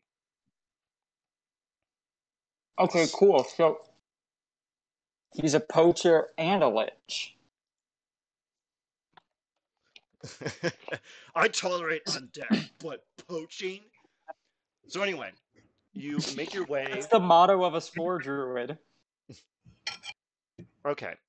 You're inside a large, stately ballroom. There's a statue of Lolth behind you. Horrifying spider visage. Everything has purple ornamentations and augmentations. You can clearly tell that you are in some kind of drow courtroom. Um, as you are, what would we like to do?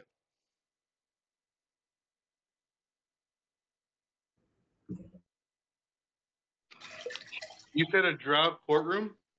Yeah. I'd Or like to drow alter court. I'd like to alter self to appear like I'm actually wearing appropriate clothing for the area. So you just look like a gift. Got it. All right. What does everyone else want to do? I'll put Willow and Oak in my bag of holding, and then I'll broadcast into everyone's mind. Oi, this look like the drow. Y'all may want to be more, my complexion.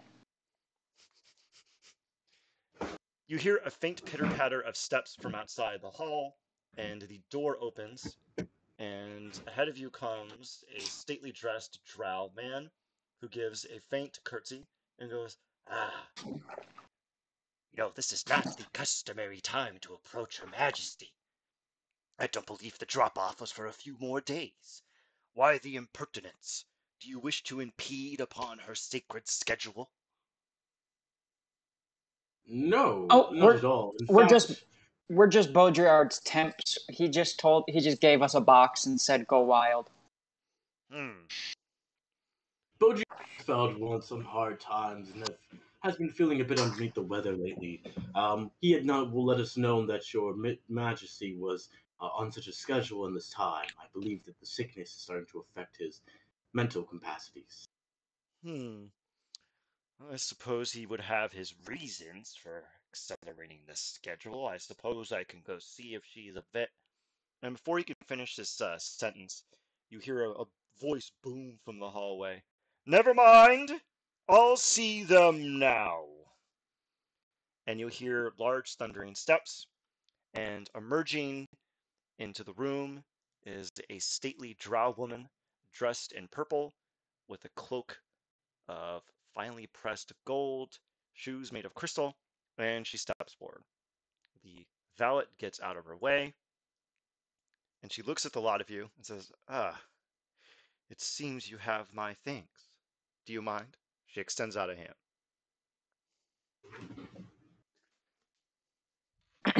I will hold the box up and then I'll say, now, our boss, Baudrillard, said that there were parts here for us that he needed. Of course. A deal is a deal. She looks at the valet and snaps her fingers. He goes off into the corner and returns with a rather sizable wooden crate, about 3 by 3 by 3 feet, and then plops it on the ground. Wait. Is this the... Hang on. Where is it?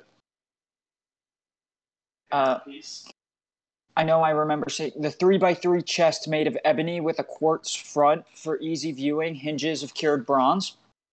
No, that would be the reliquary. Oh, okay, never mind. But good call, good call. Take an inspo for that. Thank Now, you. the box is actually made out of fungus wood because I have to keep this weird and drow. And the queen looks at the lot of you and says, Is that all? Well, I have no more business here. I bid you adieu. You are welcome to take your materials. If he wishes for more, then I'll appreciate more of his handiwork. Thank you ever so Of kindly. course. She gives you a faint bow, and you are back inside the Rothskeller. Do we wish to go to the second one? Wait. Before we go to the second one, I bust open the crate. What's in it? It is a series of neatly pressed, tight. Actually, give me a nature check. You grab it and it seems to be silk, but as you examine it, I guess you get a little curious and you stab it with a knife, and then the material heals itself.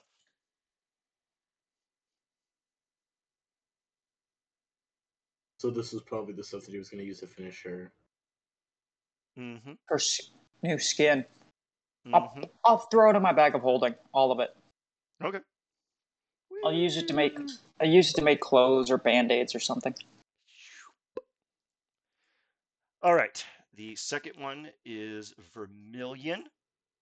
The thing in front of this one is a motor and pestle. What would we like to do? Grab it and bring it with us. Okay.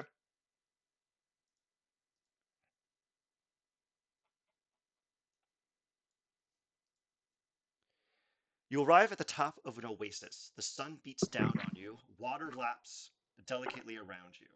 Bugs flitter about of various colors and in great amounts. Aside from the insects and frogs frolicking in the water, there's strangely nothing of note here. Huh. We, have we been here before? I've used this map in another segment, yeah, but it's unrelated. I was gonna be like, is this where like my dad was? The one who planned out my whole life to make me a perfect Oh yeah, this was in the takeover? this is in the level 20 prequel one shot thing. Yeah, this map was one of the maps you found in Starlona as you Oh, were hiking up the hill. but it's not. But it's not the same place though. Yeah, it's not the same fucking place. Is there anywhere where I would seem to be able to place a mortar and pestle? I just realized I was fucking muted. Okay, so you can tell.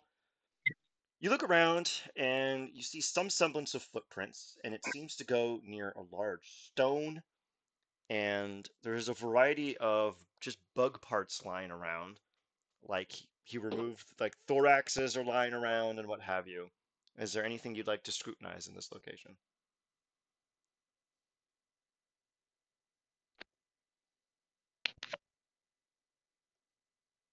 Hey, I have a question. Yeah. Well, actually, this is gonna be towards Oleander. Oleander, can you take out that silk from earlier? I'll pull out a small patch of it. I'd like to divine sense. Okay. It is just silk. Okay, because I was wondering if all these parts might have undead magic attached to it that I could pick up on. It is not an Radar my unwise, way. not an unwise proposition. Now, what else would we like to do here? You found a large pile of bug parts and a little place where the motor and pestle seems to go.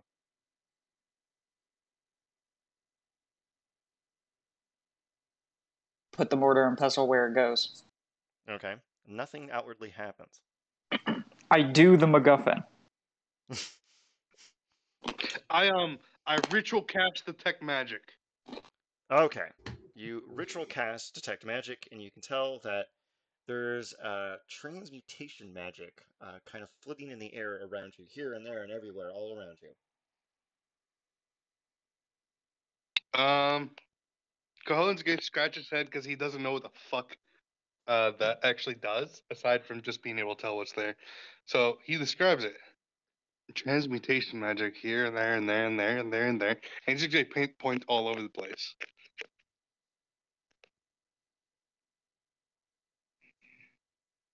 Now, anyone know what that means? No? Anybody want to clue. roll anything else? Cahoon will think hard. Oh my fucking god! All right, What do nat I? 20 perception. And a nat 20 nature. All right, let me Make just. that a 29 nature. Okay. Oleander, with your 29 nature, you determine that he was collecting the beetles and grinding them into a powder. Uh, I will because. put the beetles in the pestle and grind them into a powder. Okay, perfect. Tauru, you determine that this area is riddled with magic from the Feywild, and that the Fey magic has altered these beetles in such a way you can't immediately tell just by gawking at them. But it looks like that the beetles are strangely harder than usual, which is verified by Oleander having a bit of difficulty in grinding them into a pulp. You realize that you have to painstakingly remove their shells and everything else to get at their kind of guts, and you're grinding up their interior parts, which are resistant, which are not as resistant to damage as the other stuff. You grind them up, and you have a nice thick paste, and you collect a few of the shells, and that seems to be why he comes here. Is there anything else? I'd like to help out with athletics. Okay. I have no idea what I roll. You and Oleander grind up a bunch of beetle parts, and you have a thick kind of slurry of beetle paste, maybe about a pound, and then you also have a pound of powdered uh, beetle mixture, which is a variety of colors. Although they're mixed together, you can still distinctly tell the blue beetles and the green beetles and the purple beetles and the gold beetles, etc., etc., etc. Now, aside from that, because a lot of you got two nat 20s, you could tell that there's nothing outwardly strange about the area aside from the beetles and the Fey presence. Is there anything else you'd like to do? I'd like to What's the pray to my purpose god. of the mushed up beetles and their shells? Like, what do we use them for? If you scrutinize and go through the book that Baudrillard had, you can see that they're used to cure the spider silk and make it stronger. Question. Yeah. Can I just casually pray to my god real quick since we're so close to the Feywild? If you'd like to. Okay. That is all.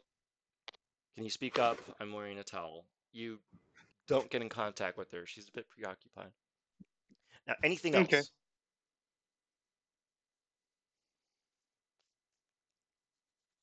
Anything else? No? Hello? No. Okay. Doop, doop, doop, doop, doop. Ooh, this is my favorite one. So you go to the next one, and the thing in front of this one is a small vase with little roses plopped into it.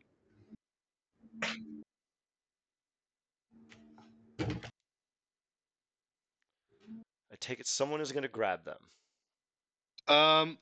Technically, I would still have detect magic up, right? Yes. What do I see? Divination magic. Is it around the roses? No, it is on the mound in front of you on the map that you are seeing. It is a large earthen mound surrounded by megaliths, and even from this distance, you can see that there is very worn dwarvish writing on the exterior. Would we like to get closer? I'm gonna call out a warning and everyone say, yeah, there's divination magic all over here. Really should have one of the wizards really explain to me what the fuck all this magic nonsense is. All right. So you see what you see before you. It's a large earthen mound.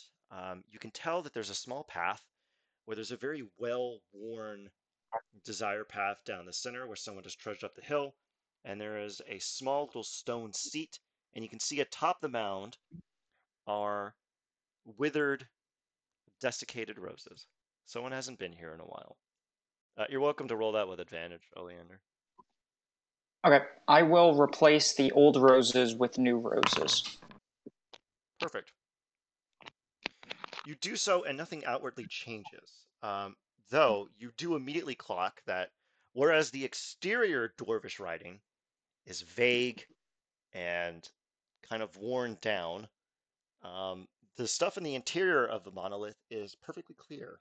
And it is, well, do you read dwarvish? No.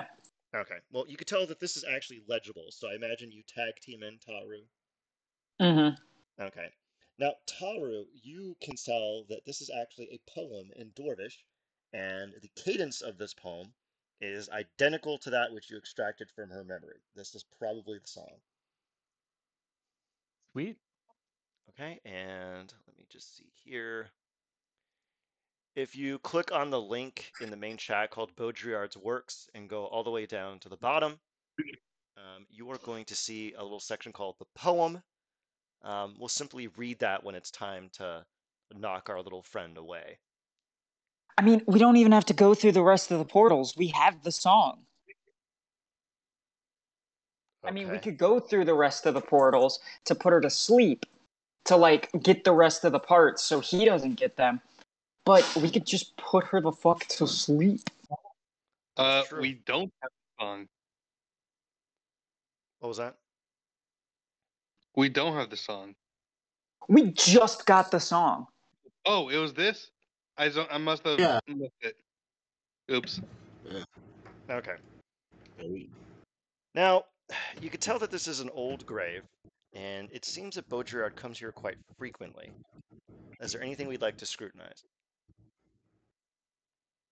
Does anyone tell me about the song? Because I'd like to practice it.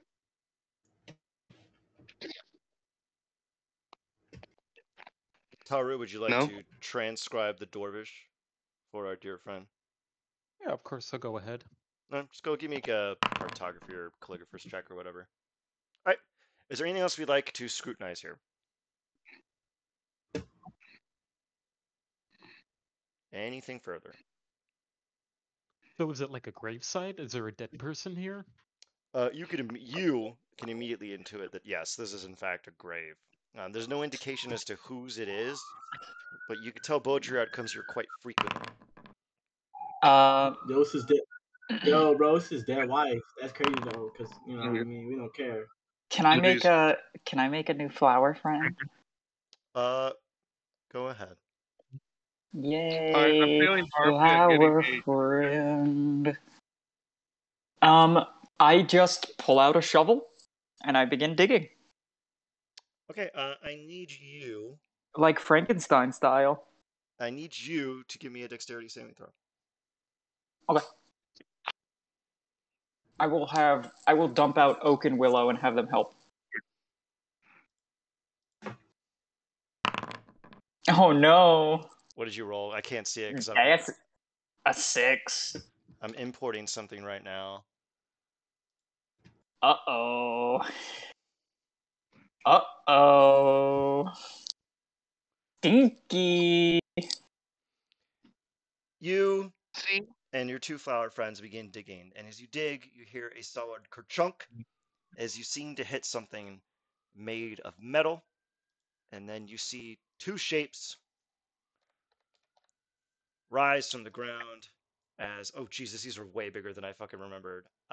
As let me shrink their size down.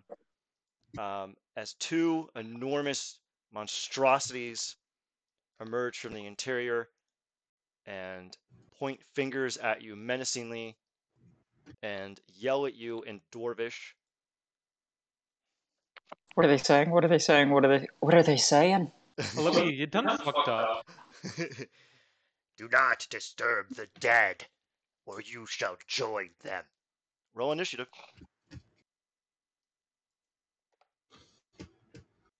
I knew I couldn't Okay. put a I knew I couldn't put a corpse in here without somebody trying to turn them into a friend. Wait, since I'm like Path of the Grave cleric, is there anything I could do to soothe them before we go to combat? Hey, actually, if you'd like to Your do that, point. you are more than welcome to. What would you like to do? I would like to apologize for the way that Oleander behaved for digging up the grave. Do me a favor and expend a channel divinity, and then you are welcome to pick which check you would like to make at advantage. And anyone else is welcome to assist them in this, so you do not have to fight the tomb tappers. So I feel bad about this, but my deception is really high. Can I just deceive them? Yes. What are you going to tell them? Well, damn. I told them that I hit the wrong grave. Oops, sorry, bye guys. Oh, okay, Chief. That's you a real one. We'll keep it real out here and go back to sleep. We don't care at all. Here, let me, I doubt they even have an insight. Yeah, they only have proficiency in one thing. Unless they nat 20 this, it's not going to work. Wow, both 18s. All right. They look at you, and they mutter to you in Dwarvish, ah, it seems you are simply reconfiguring the dirt so that water didn't fit over the tomb and ruin the sarcophagus. Of course. And they sink back into the ground, and the place is returned to as it was, and the two roses plop, plop right on top. They're kind of dumb. The machines. Yeah, I think they have like an intelligence of like 8. Hold on a second. No, they have an intelligence of 14, but that was a stupidly high deception check, and I guess they figured that nobody would be dumb enough to grave rob. So, I liked it. It was quaint. All right, Hey, Oleander, don't mess with spooky graves next time. He's See? not made the greatest decisions today. everyone is Listen, making the best decisions. listen. The risk I took was calculated. I just happened to be bad at arithmetic. Be Wait. like Norros and Daru. Don't make mistakes. I'm noticing that. Next time I'm just gonna let them eat your face. Oh, they wouldn't have eaten me, love. I guarantee it. What does their sledgehammer attack do? Wait, why does that like not actually do damage? Oh my god, it does 66 plus 6? Jesus Christ. And they can Wait, attack 16d6 or 6d6? no, 6d6. It doesn't Well, other I damage like that. either. Yeah. Yeah. That's because they're massive. Yeah, they're huge as shit. All right. Well, the tomb tappers disappear back into the ground. Do we want to go to the next location? Yes. Yeah. Oh, fuck. I just remember what the next location is, and I think Oleander's probably going to faint. Okay, so in front of this was a set of mithril gloves. I imagine we are going to understand the conceit and take the gloves. Who is taking the gloves? Norros, do you wish to take the gloves? Mithril gloves? No, I got my gloves already. I'm already decked We out. need to I take don't the need them. gloves with us to the. Yeah, I'll take grab it. the gloves. Jesus. I'll grab it. Oh, I thought you meant like grab them like their items. No, I'll take the gloves then to give to the next Okay. person. Alright, so in front of you is a huge, enormous, giant skeleton. Oleander passes out anime style. Oh, Yo, can I animate it? Bone-sama. No. Like, Yeah, okay. but why? Because it's way too big. Wait, is there even a There's no size limit? size limit. There's no size limit on animate undead. Oh my There is fucking. no. Oh my fucking god. Let me read this really quick because I think I just ruined my game. Like, Can I animate this man? let me see something. Oh, it I says mean, choose a. he can't. Okay, it says choose a pile of bones of a corpse of a medium or small humanoid. So, yeah, no. Damn it! God, if there wasn't a limit, then I would just have to cancel the game right here, right now. So, We have a giant skeleton helping us. it's like, what are you chumps gonna do? Oh, it's not about us. And then it shows like a giant shadow descend over the ground. Okay. In front of you is a falling beam. Now, our good paladin friend here, this thing registers as a celestial. You could immediately clock that it's been here for quite some time, and the exact way it was killed is obscure, but you can tell that something, which you could immediately understand, Baudrillard has been collecting the bones from it, because you can see the nearby spinal column has sections of it removed.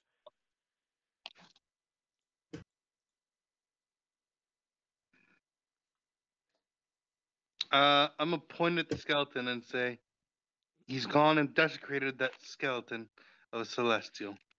Oh, and How you can tell rude. this is a consecrated area too. It is holy. Probably because there's a corpse of a fucking celestial. You can see a small little area where he's been harvesting the bones and what have you. You don't know the exact purpose, but you can tell that he still needed a bit more. I will pray for the soul of the celestial. Give me religion with advantage. I swear to God, if you fucking nat 20 on this, I'm so fucking pissed. Oh, thank God. Good old trash rolls. You have advantage on it. Here, I'll do it for you. Okay, that was a 13. You pray, and you feel that your prayer is heard a little bit more than it otherwise would because of the consecrated area. You now have bless for the rest of the session. Oh, nice. Now, what would we like to do here? There's a bunch of there's an old celestial sword, there's ribs lying around, joints, tendons. It looks like it's been a free-for-all and scooping up this god's body parts. Yeah, let's scoop up some god body parts. I want to make some Gucci belts out of this bitch. I You want to do. have the celestial. I want to have the celestial drip, son. You totally do. All right, so how are we going to harvest it? Put the mithril gloves on and crack a piece off. All right, give me a strength check with advantage. Someone who's better at strength than me. Yeah, literally anyone that actually has a strength score. Paladin? Not me. Paladin? Damn man, you coughing deep Yeah. in that mic. 1 second. Sorry. Actually, okay, yeah.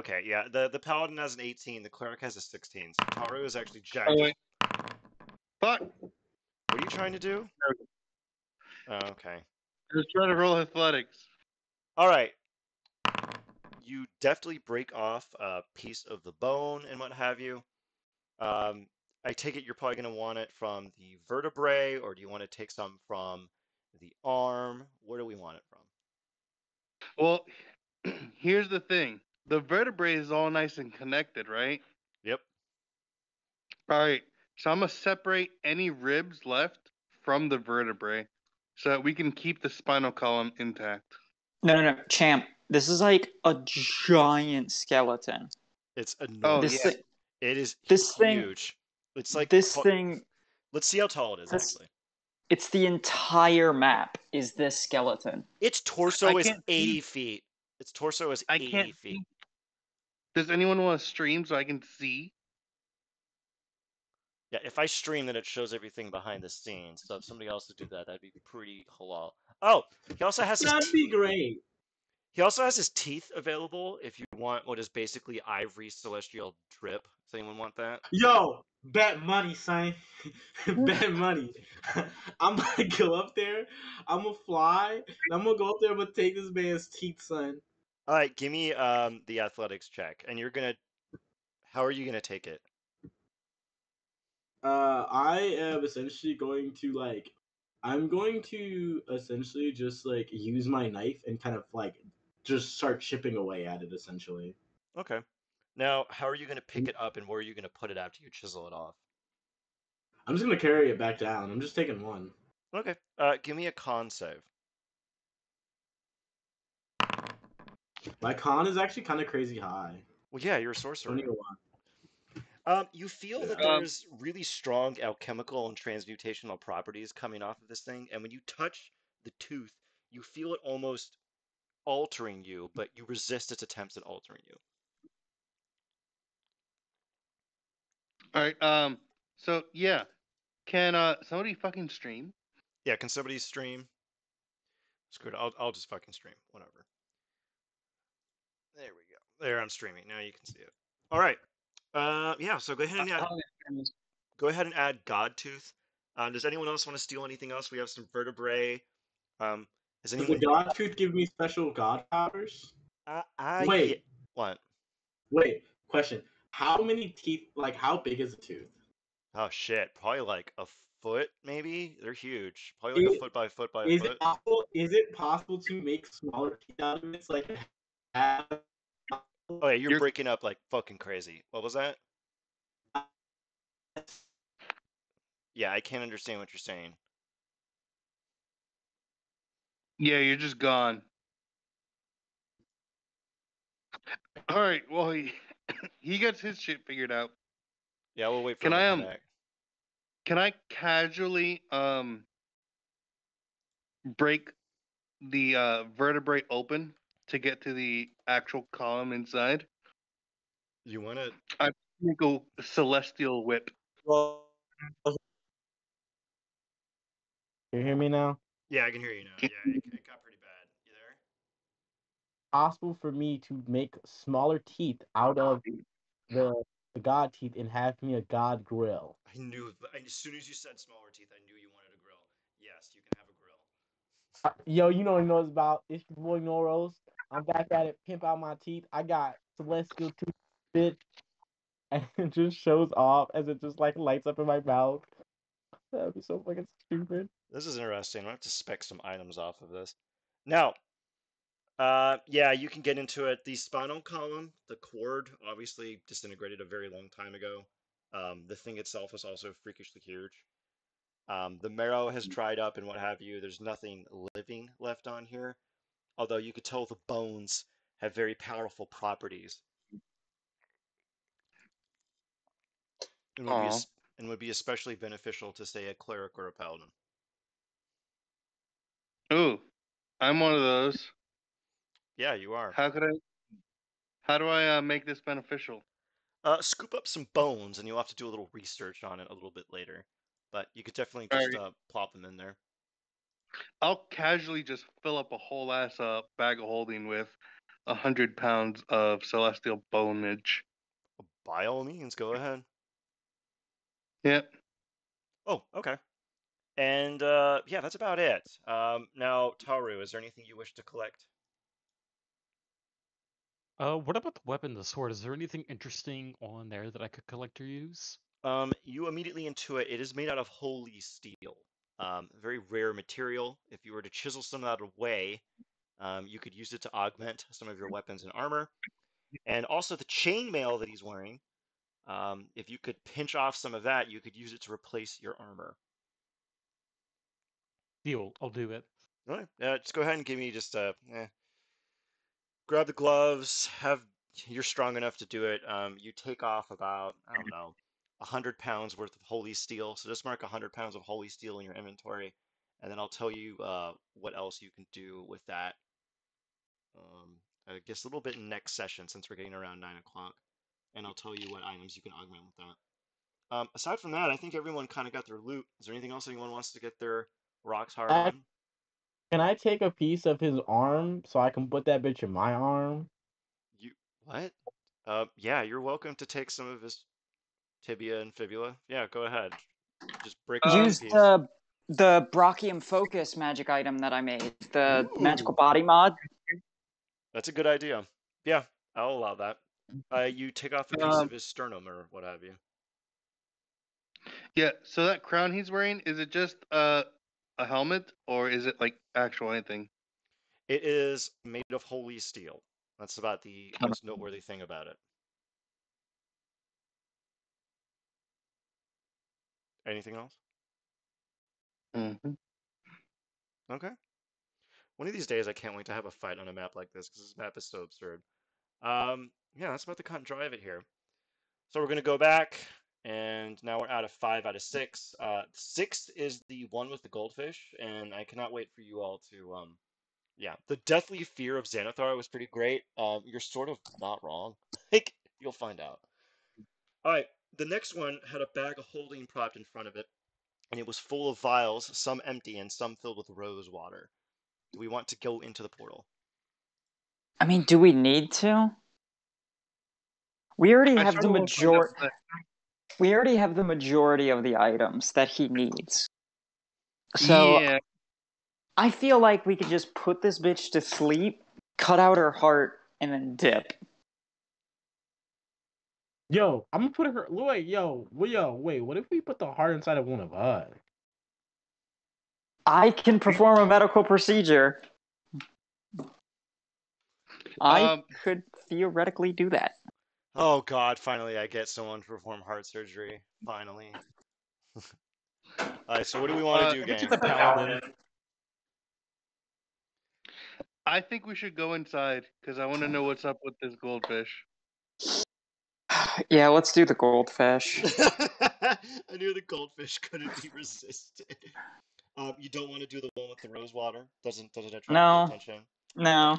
Okay, fine, whatever. I'm just gonna put away the portal to boob world, whatever. Just gonna. Dog, we have what we need. Okay, so are we going into the portal with the fish? Yes. Okay, cool. This is probably my favorite one. You said that about the last two. Yeah, I know, they're all great. They're all really fucking interesting. Where the fuck did I put it? Oh, here we go. Ian is the kind of guy to masturbate in a mirror. No, maybe. Shut up, you cop. You just Yes. say to watch a movie with you. My favorite part every 5 minutes. Okay, you find yourselves in a large cavern. The area is riddled with crystals and fungi. You immediately what? Oh, and Oh, you brought sorry, I the. was just clearing my throat. That was very authoritative. And someone brought the goddamn goldfish with you, right? Yes, we brought the goddamn goldfish. Okay, cool. oh my Now, god, is it a Gyarados? Is it gonna evolve? wait, what? It's like a Magikarp. It's gonna evolve into a Gyarados when we dump it in the water.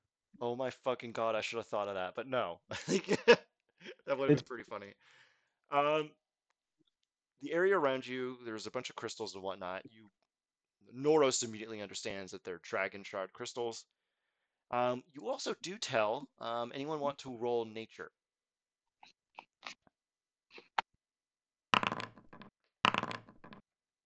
Jesus Christ.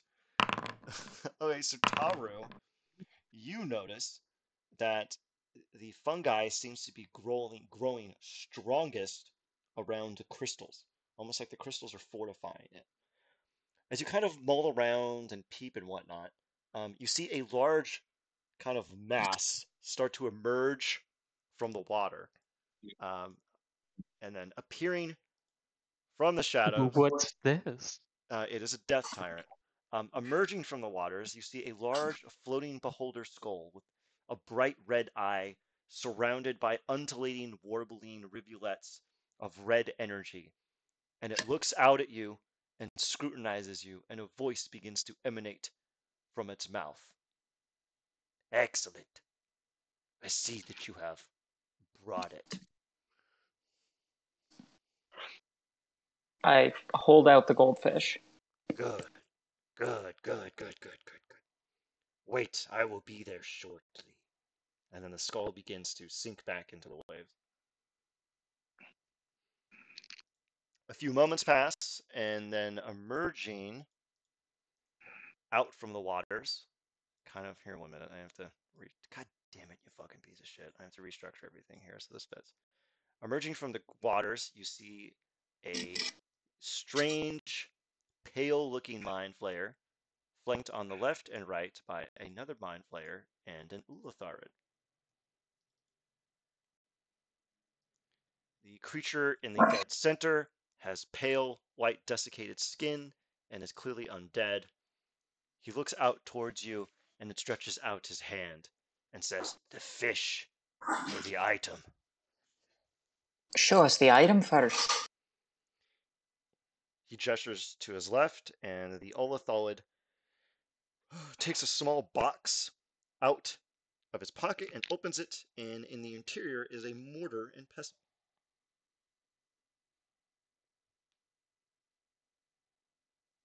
Okay. I extend my hand, and when the mortar and pestle is above my hand, I will drop the fish into his hand. He does so promptly, and he is here. I'm going to put the item in your inventory so you can see what it is. Hold on a second. Oh my god, is it Igglewiv's mortar and pestle? Please tell me it's Igglewiv's mortar and pestle. Fucking of course it is. Oh my god, this is such a good item. It's really weird, and I thought it'd be kind of cool to give you something weird to play with. And let me just plot this in your inventory. He looks at you, and there it should be in your. Yep, there it is. It's in your inventory now. He looks at you. He looks at the goldfish, and he mumbles to the goldfish in deep speech, and then he looks at the rest of his compatriots, and they nod, and they sink back into the waves, and then the Death Tyrant emerges from the waters and looks out and says, "It was a pleasure doing business," and then sinks back into the waves. And now you are in the cavern, and it is quiet and deathly still. Oh my god.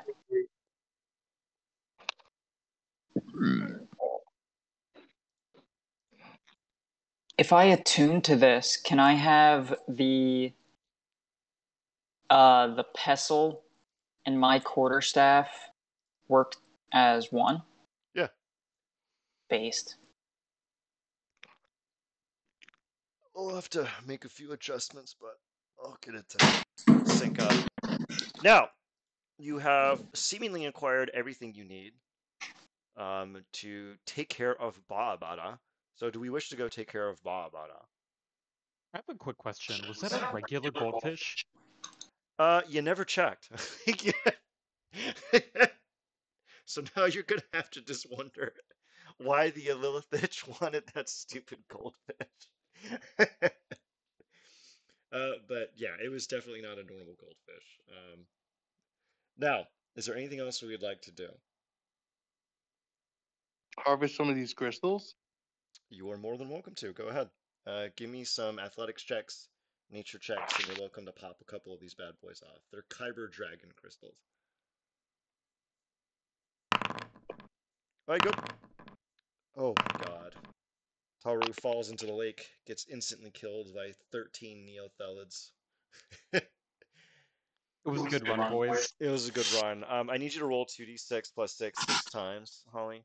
Now, Cahalan, you grab some of the crystals and the fungus is tenaciously stuck on them. What would you like to do?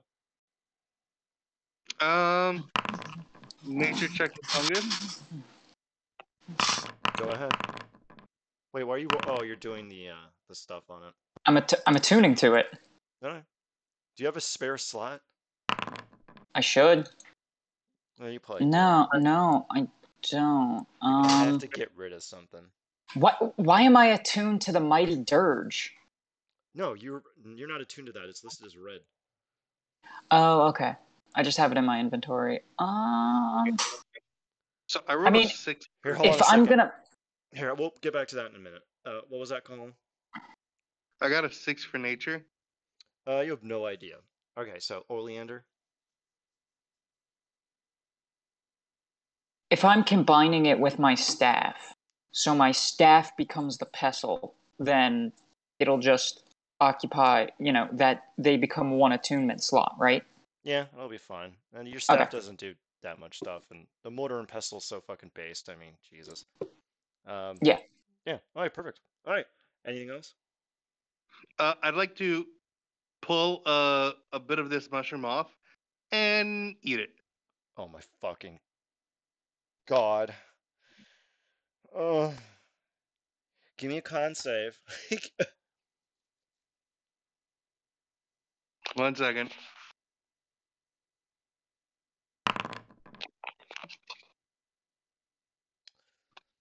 You get a bit of Did a I do good stomach ache, but you are otherwise fine.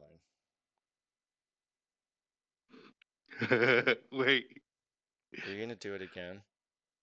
Um, I'd like to dip my hand in the pool. Nothing happens. It's just water. I'd like to drink some of that water. It's really fresh, deep water aquifer. It's just really good water. Some quality Oh, H2O. And there's nothing spooky okay. about the water. All right, I'm gonna Ooh. drink some of the water to soothe my stomach ache. sure, go ahead. Norros, is there anything you would like to do?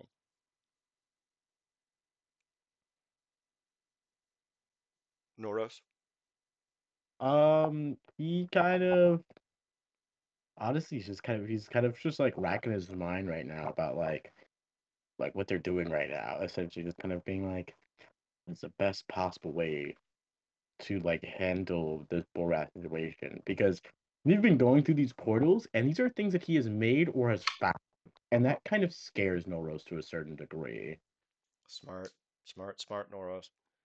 Like the way that we have been dealing with these people, the amount of resources and magical prowess that they have on them is much more than any of us combined could possibly make.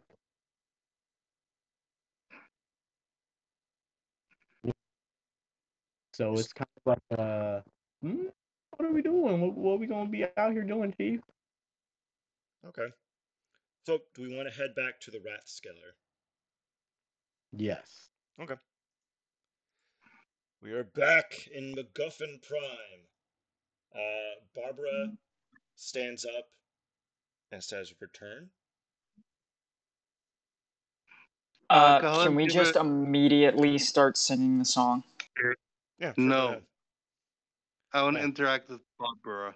oh my gosh! So next time I'm making the doll ugly. All right, what do you want to do? I want to give her a thumbs up and say we got the things.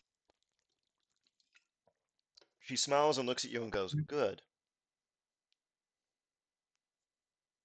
All right. I'm gonna tilt my head at her and say, "Sleep now, and we finish." Yes. Okay. I'm gonna go ahead and do performance. Okay. And who wants to read the poem?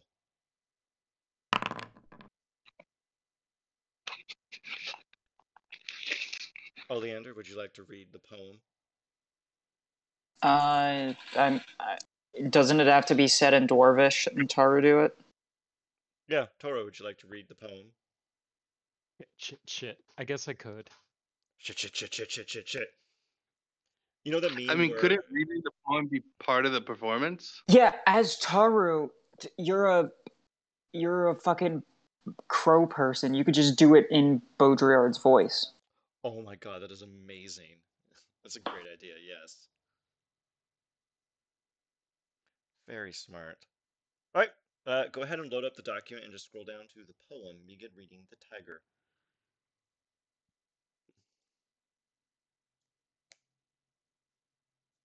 All right, I've got it. Take us from the top, Taru. I'm dyslexic. This is gonna suck. What the? You just made her 10 feet taller, and now she has guns instead of arms. What did you do? Taru, what have you done? What the fuck? Okay. Tiger, tiger, burning bright in the forest of the night, what a mortal hand or eye could frame thy fearful symmetry? In what deepest depths or skies burn the fire of thine eyes? On what wings dare he aspire? What the hand dare seize the fire? And what shoulder and what art could twist the sinews of thy heart? Ooh, I scrolled up a little. And when thy heart begin to beat, what dread hand and what dread feet? What the hammer, what the chain, in the furnace was thy brain? What the anvil, what dread grasp, dare its deadly terrors clasp? When the stars threw down their spears and watered heaven with their tears, did he smile his work to see? Did he who make He who made the lamb make thee. Tiger, tiger, burning bright in the forest of the night. What immortal hand or eye dare frame thy fearful symmetry? She lets out a large yawn and slowly falls to her feet and slumps backwards. Conk. She is asleep. And then, of course, Cajon immediately uses command to awaken her. Uh, surgery time. I'm cutting out her heart. Okay. First off, you're gonna have to put her on the table. So give me a couple athletics checks to move her big old body over there. All right, perfect. And I have a double carrying capacity. And just for good measure, so she won't heal, chill touch. Well, it's gonna last like 6 seconds. You're gonna have to someone's gonna have to keep spanning it. You're probably gonna need. Taru, get over here and be my nurse. Yeah, I can do that. I'll come over too and stuff like that. And I'll pretty much just like hold stuff in place. I'll have Willow and Oak hold her body down just in case she does wake up again. And Taru will continue to chill touch. I can hint her body into the stone. Just continue to chill touch. Fine, God. In the next Just scene, continue to chill touch her. in the next scene, And you definitely have to do something where Taru can stone shape because I'm just hearing a cry for help. Okay. I will pull out my scalpel and my forceps and my spreader duck lip things and my little saw, and I will perform open heart surgery on this bitch with a... Where's my medicine check? With my 20 medicine check. I'm also helping manage. Yeah, go ahead. Oh, that is with advantage. Okay. You slice into her, and her flesh splits open, and you can see that her flesh seems to be made of an amalgamation of the spider silk and the beetle materials. It's very pliant. You can see that it is attempting to almost instantly reheal itself, but does not because of the continual application of chill touch. There's no blood emerging from her. The interior of her body just seems to be a series of enveloping silk membranes that kind of hold her together like some kind of hexagonal lattice. You keep chopping through them, chop, chop, chop, chop, chop, chop, until eventually you can feel this kind of resonating, warbling hum, and then you get to the center, and there before you, you see her heart. And let me actually describe it one moment. Of course, let me just see this. No, of course, there's no fucking image for this. Fucking stupid. Okay, then. It seems to be a series of discs of a variety of colors, basically the whole rainbow, kind of interspersed amongst one another, almost like somebody tried to jam them in the same space at the same time and somehow they got stuck together. It gives out a faint, pleasant hum, and it glows ever so slightly and is warm to the touch. Um, it's coated in a thick smear of the fungus that you saw in the cave, but aside from that, seems to have no other noteworthy distinctions or anything else. Okay. I will...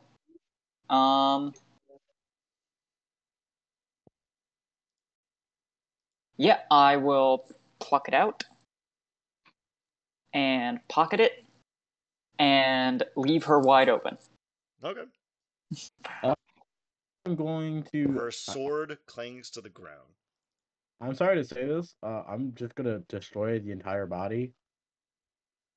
So Go I'm ahead. going to Dragon's Breath, kind of lean her up against the wall, and use fire.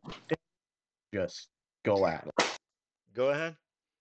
Her body The gets second, the second I pluck the heart out and pocket it, I'll pull a blanket over her head and I'll look up at Taru and I'll look at the rest of you and I'll look down at a non-existent pocket watch and I'll pull out a non-existent pocket watch and I'll go, time of death, 13:22.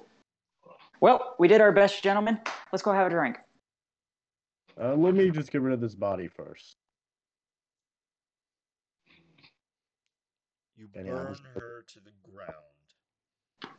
Her body and everything frays into motes of fungus, which then turn into dust.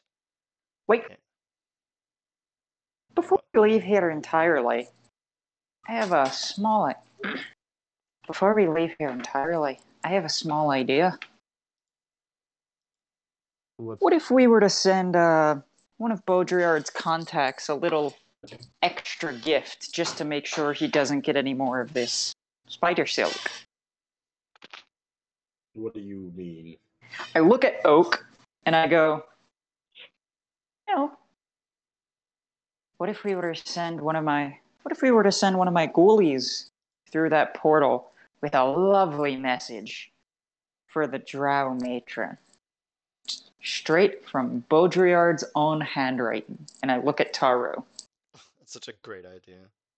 I'm in. Wait, one Send her a second. little festering corpse, and I command Oak to attack her on sight. Oak will unfortunately die, but, well, I'll remake him. I'll remake him tonight. I have But, an important question. it'll definitely Yep. sever this tie so Baudrillard can't get his hands on any more of the spider silk. I have an important question. Do we have any explosives? Don't blow her up. Oh my god, oh my god, oh my god, oh my god, oh my god! Please tell me I have something in my inventory that can do this. There's a bunch of alchemical reagents and kyber crystals around here. You can definitely make a bomb with sufficient time. How much time? I don't know, like an hour.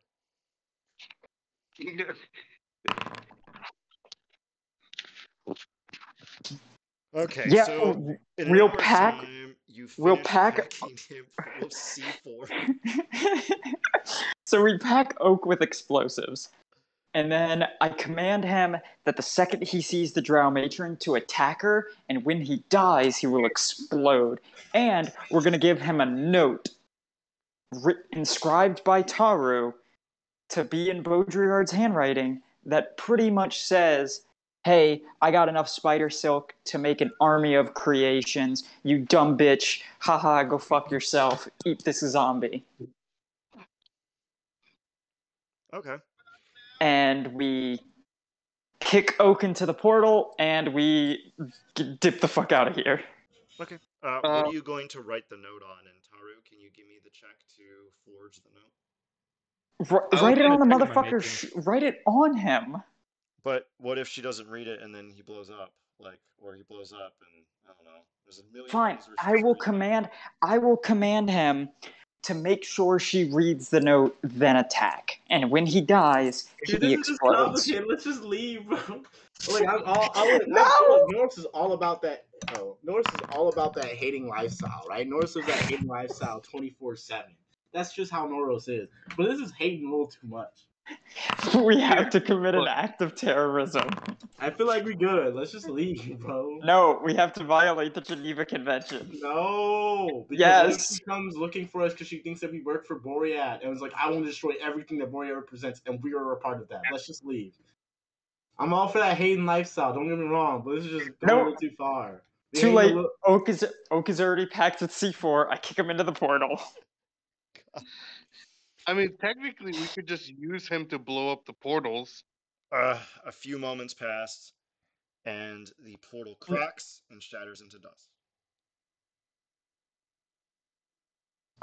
We climb up the rope and we leave his Atelier. Atelier. Atelier. Well, congrats. You managed to do heart surgery on a level 20 champion fighter and kill him. I don't think you just killed a level 20 fighter by doing heart surgery.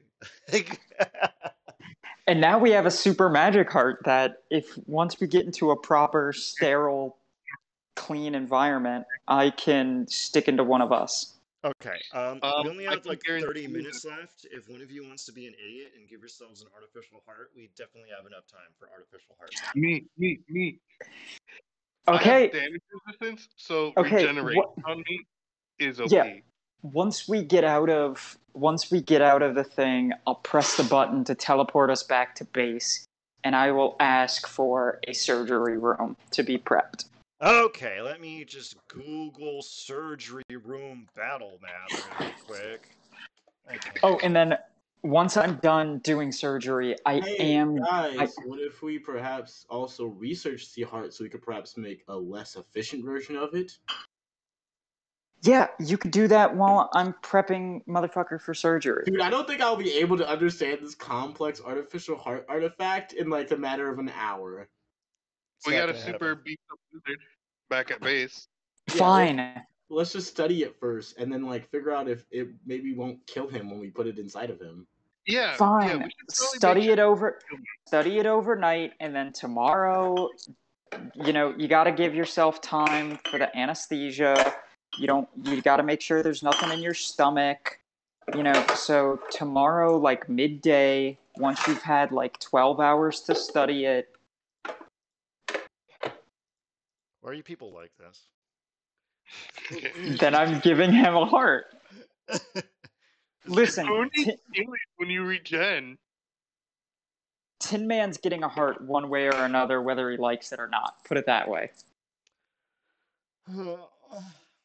I really hope that you Wait. fucking kill Colin. Because it'd be hilarious. Hey, I have Revivify, so if he dies, I have a minute to bring him back to life. Oh, fuck, you're right. And then we go again. I don't get it. How come it says here on this list that you've died 37,482 times? I don't know. I can't believe I played Ian, so I rolled on the minor benefits table, and I get a third level spell that if I roll a 5 or a 6, it recharges. No, sorry, if I roll a 6 on a d6, it recharges after I cast it. Should I take counterspell or What I love about that table is that it says that the DM picks it, which is great. Yeah, so just pick you're not whatever gonna you let me pick? Yeah, exactly. want. Yeah, just pick whatever you want. Yeah, I don't fucking care. Like, Um, I got my rocks off today. You performed heart surgery on a fighter. Like, Man, Bro, I really wanted to Ian, recruit Ian, what? Ian, I want you for shits and giggles to roll an example of one of her attacks against us. Oh my god, she would have just destroyed. Also, you didn't pick up her sword, so, um, I mean, we can always just go back and pick up the sword. That's a plus 15 to attack. So she would have hit me. Roll 3 more times. oh my god. why is she Wait. critting? Why is she critting on a 16 and a 13? Wait, Hey, Ian. it shouldn't be doing that. Hold on a second. It should Oh only be no. doing. Uh-oh. What the hell? It's listing her crit range threshold as a 9 for some stupid reason. Hold on a second. Wait, is it Why? the sword? Huh? No, that's not how the sword's supposed to work. It's just I get it did something weird. Yeah, she's not supposed Can to be I doing can I crit on a 13? no. Well, maybe. I don't have spine. Ooh, I think I'm gonna take Thunderstep just because Thunderstep is one of my favorite. Oh god, it's Oh, oh no! I need to get out of here. Spells. Do you remember the amount of times that we used that in Dylan's campaign to just save our butts? Like a lot. No. It was in Gabe's game Ugh. Oh yeah, we did it when one I was playing a sorcerer and I picked Thunderstep and in your game and in Curse of Strahd I had Thunderstep and I teleported me and Gabe to the top of the fucking dragon. But in Gabe's game, I was in a tavern and I had the criminal background, so I was able to kind of talk my way into this tavern full of criminals. But the entire police force of the town, the entire guardship with their wolves and everything else was right outside the door. And so I'm like talking to these people, trying to get information. And this one dude pays his tab and he leaves. He opens the door, sees that all the guards are standing right there outside the door. They're not even like around the corner or hiding or in disguise. They're just guards standing outside the corner.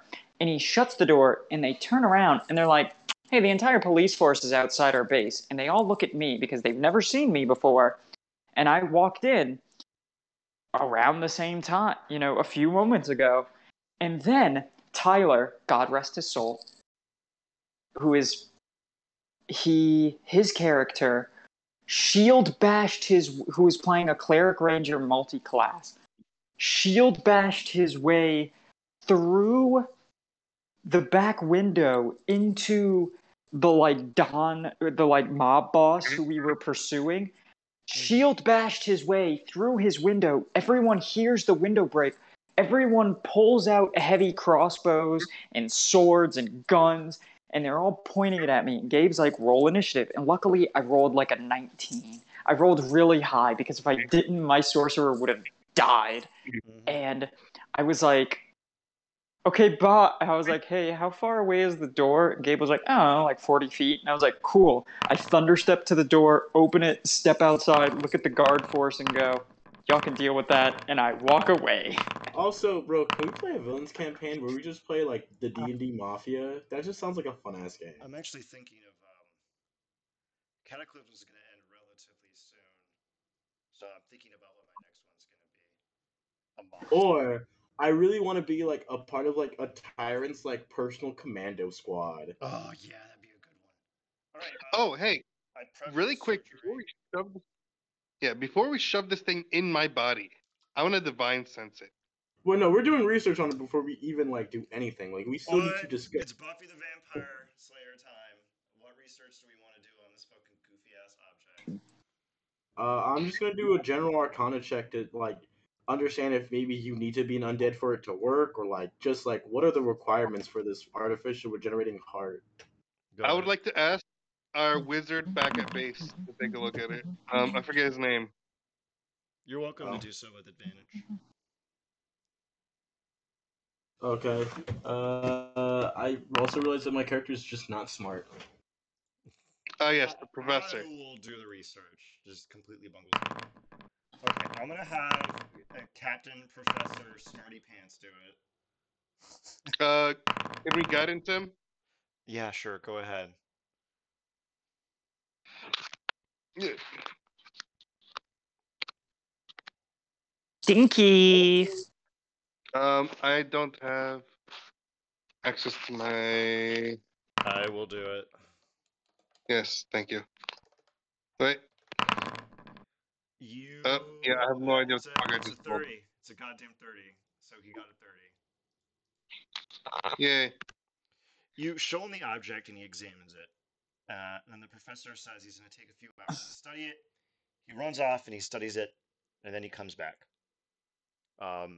He sets the box down and says that I've done quite a bit of research on this, and I've concluded it is not from this plane of existence.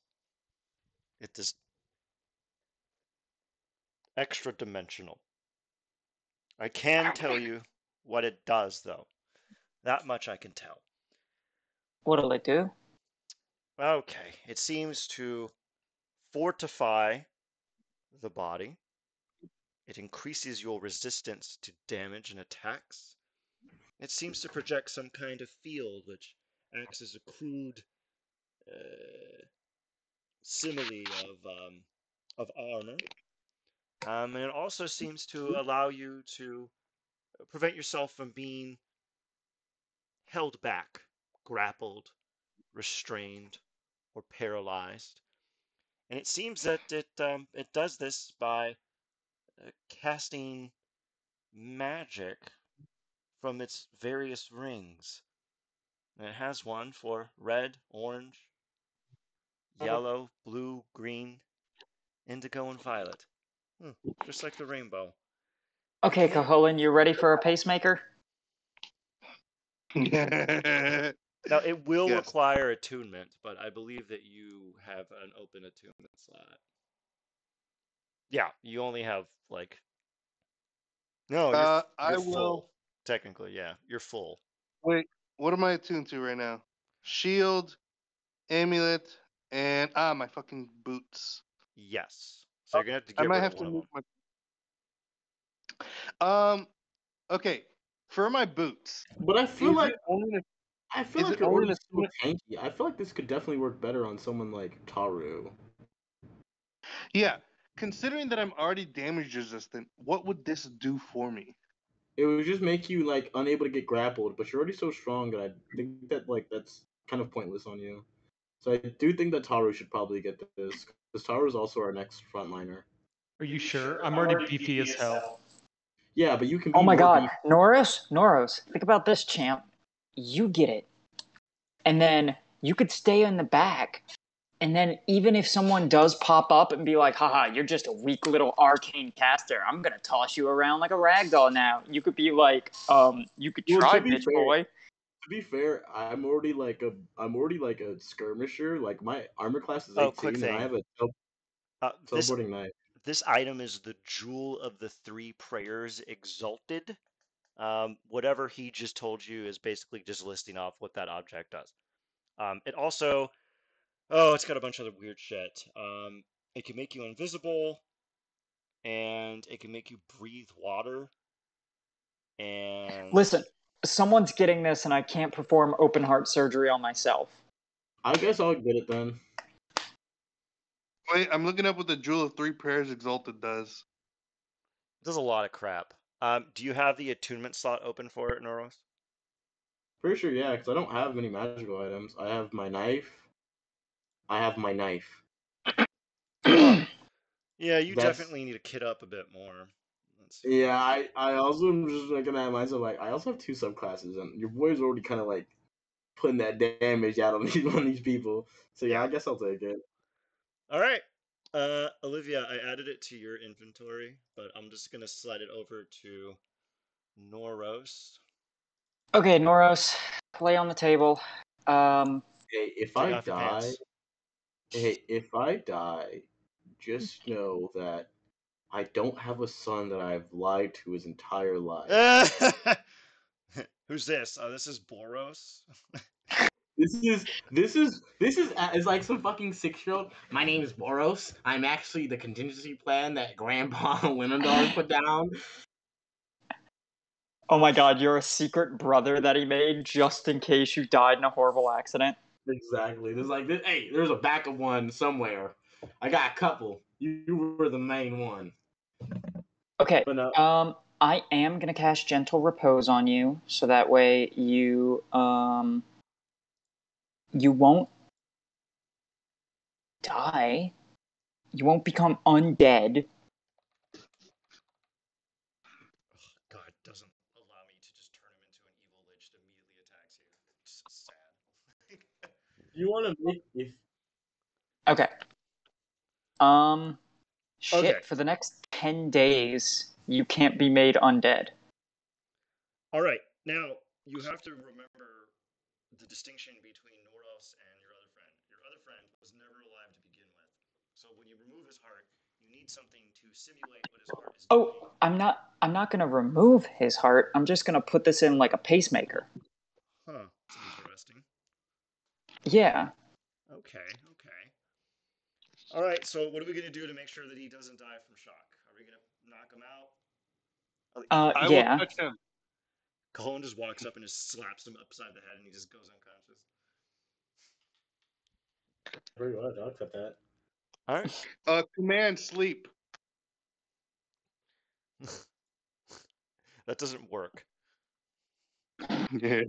Hey, willingly fail this hold person. You'll be paralyzed and you won't be able Yeah, that's to. fine. He's just lying down, ready to get his new heart, I guess. Okay, paralyzes. I mean, you don't feel pain though. I mean, he's Oh my got.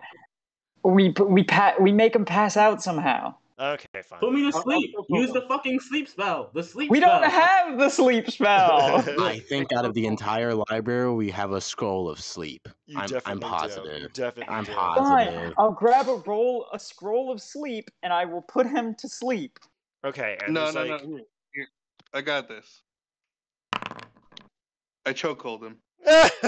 So now he has brain damage. I'm gonna punch the fuck out of you. Why are you choking me? Put me to sleep with the sleep spell. We have magic. Cast We have the magic. sleep spell. Just cast a sleep spell. Just All right. grab a scroll of sleep. As you people are arguing over this, Professor Itzcoddle just opens a small cabinet labeled anesthetics and just gives him some fucking morphine and calls it a day. And it Thank just, God. Fucking Fuck, man. God. Jesus. okay. That's what I would Every- have done if I would have known that there was a cabinet, but you, the DM, did not tell me that there was a cabinet. No, I wanted to see. I just wanted to see you how quickly you just jumped into doing surgery because I know you were just like, I'd stab him, rip out his heart, whatever. No, okay. So give me your medicine check for the first incision. Oh, you do a good job. You put a cut over his sternum. You now exposed his sternum. Now give me the second medicine check to break and open his sternum. Okay, you break and open his sternum. You get the clasps and you crank open his chest. You know, it does that gross click, click, click cracking sound as you open his chest. And there it is, his heart, just right there. You could stab him. Remember the time he took your cake out of the office fridge, even though you had your name on it? Remember that. No, I will add the extra heart and just kind of put it in like a pacemaker. No, take out the old heart.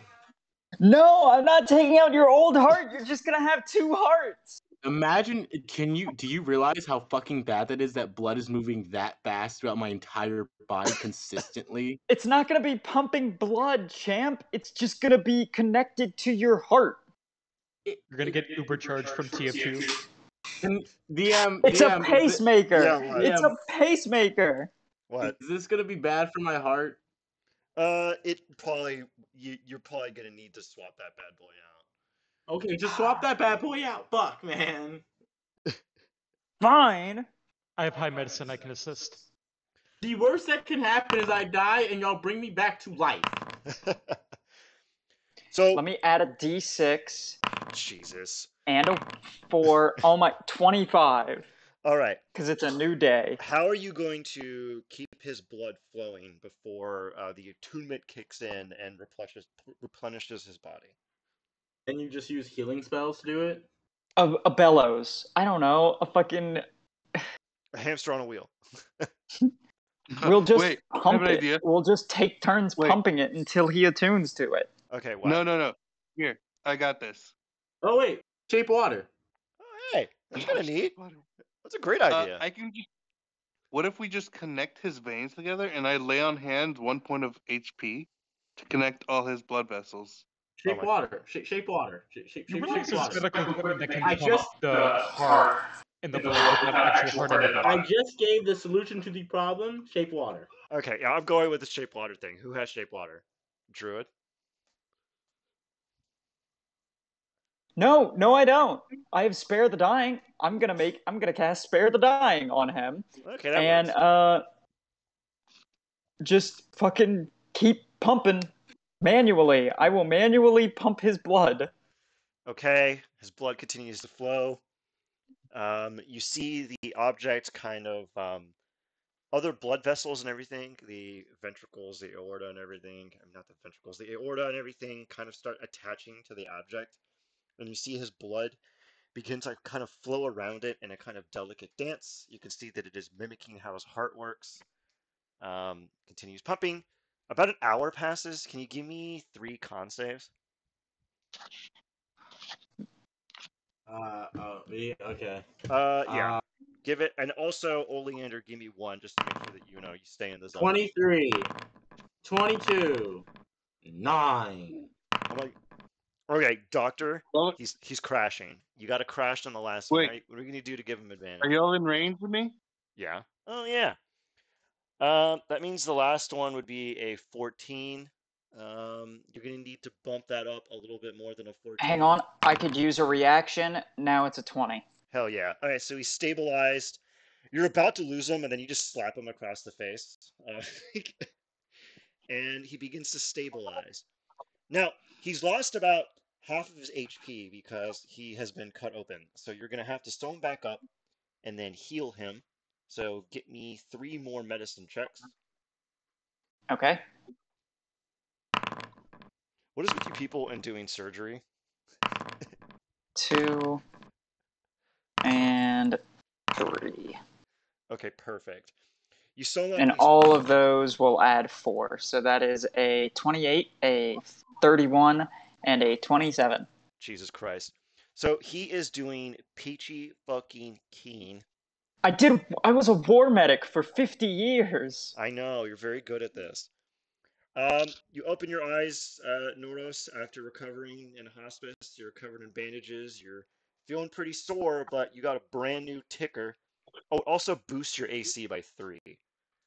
Oh, Shit, oh, I'm at oh. 21. What are we gonna do with his old heart? I don't know. It's just like in a jar now. What do you want to do with it? I'm gonna keep it, and I'm gonna transform it into like one of those dishonored artifacts. Oh my god, yes! You're more than welcome to do that. If you want. You regain, because I do max healing, that's 4 times 8, which is 32. You regain 37 hit points. And I'm gonna do that one more time. Oh, Olivia. So, I'm gonna do this for your sheet. I'm gonna set a cure wounds button, and I'm just gonna make it so that each level it does max, so you don't have to do the stupid math anymore. oh, okay, cool. All right. Congrats, Nornos. You have a brand new fucking heart. The item is in your inventory right now, so you are welcome to look at it. And you gained 74 hit points. Like max? Am I max? No. You No. just heal 74 hit points. I don't know. I'd be like, damn, homie got a little thicked up. Actually, boost your HP by 10 due to your new Okay. artificial heart, and you are immune to the poisoned condition. Nice. Mm. Make sure to attune to it so He's it already starts to reflect on your feet. Yeah, he's already attuned to it. I'm Okay. gonna. I have to, because he's using Draconic Resilience. It's always really weird when you're not wearing armor. About adding the AC right. So I'm probably gonna have to get rid of Draconic Resilience and just replace it with armor called Draconic Resilience, so it'll actually fucking do his AC right. But yeah, I'm trying congrats. to. Yeah. It won't let me do the custom formula for it for some reason. It's Weird. just not gonna let you do it. I'll fix your AC calculation. You should be at a 21 right now. Yeah. Well, congrats, gang. We have yet again performed surgery. I don't know what is with you people on cutting people open and swapping body parts around, but you are addicted to it. It's fun. It is fun. It is very fun. All right. Oh, also, Yeah. oh, is it in the session? Is it in the session? Is what in the session? Is this the end of the session? Yeah, we're about to wrap up. Why? What's up? Okay. No, just wondering. I got something very important to tell y'all. Oh, here. Let me. Thanks everybody. I'll see you all in 2 weeks on the 31st. Let me cut the recording.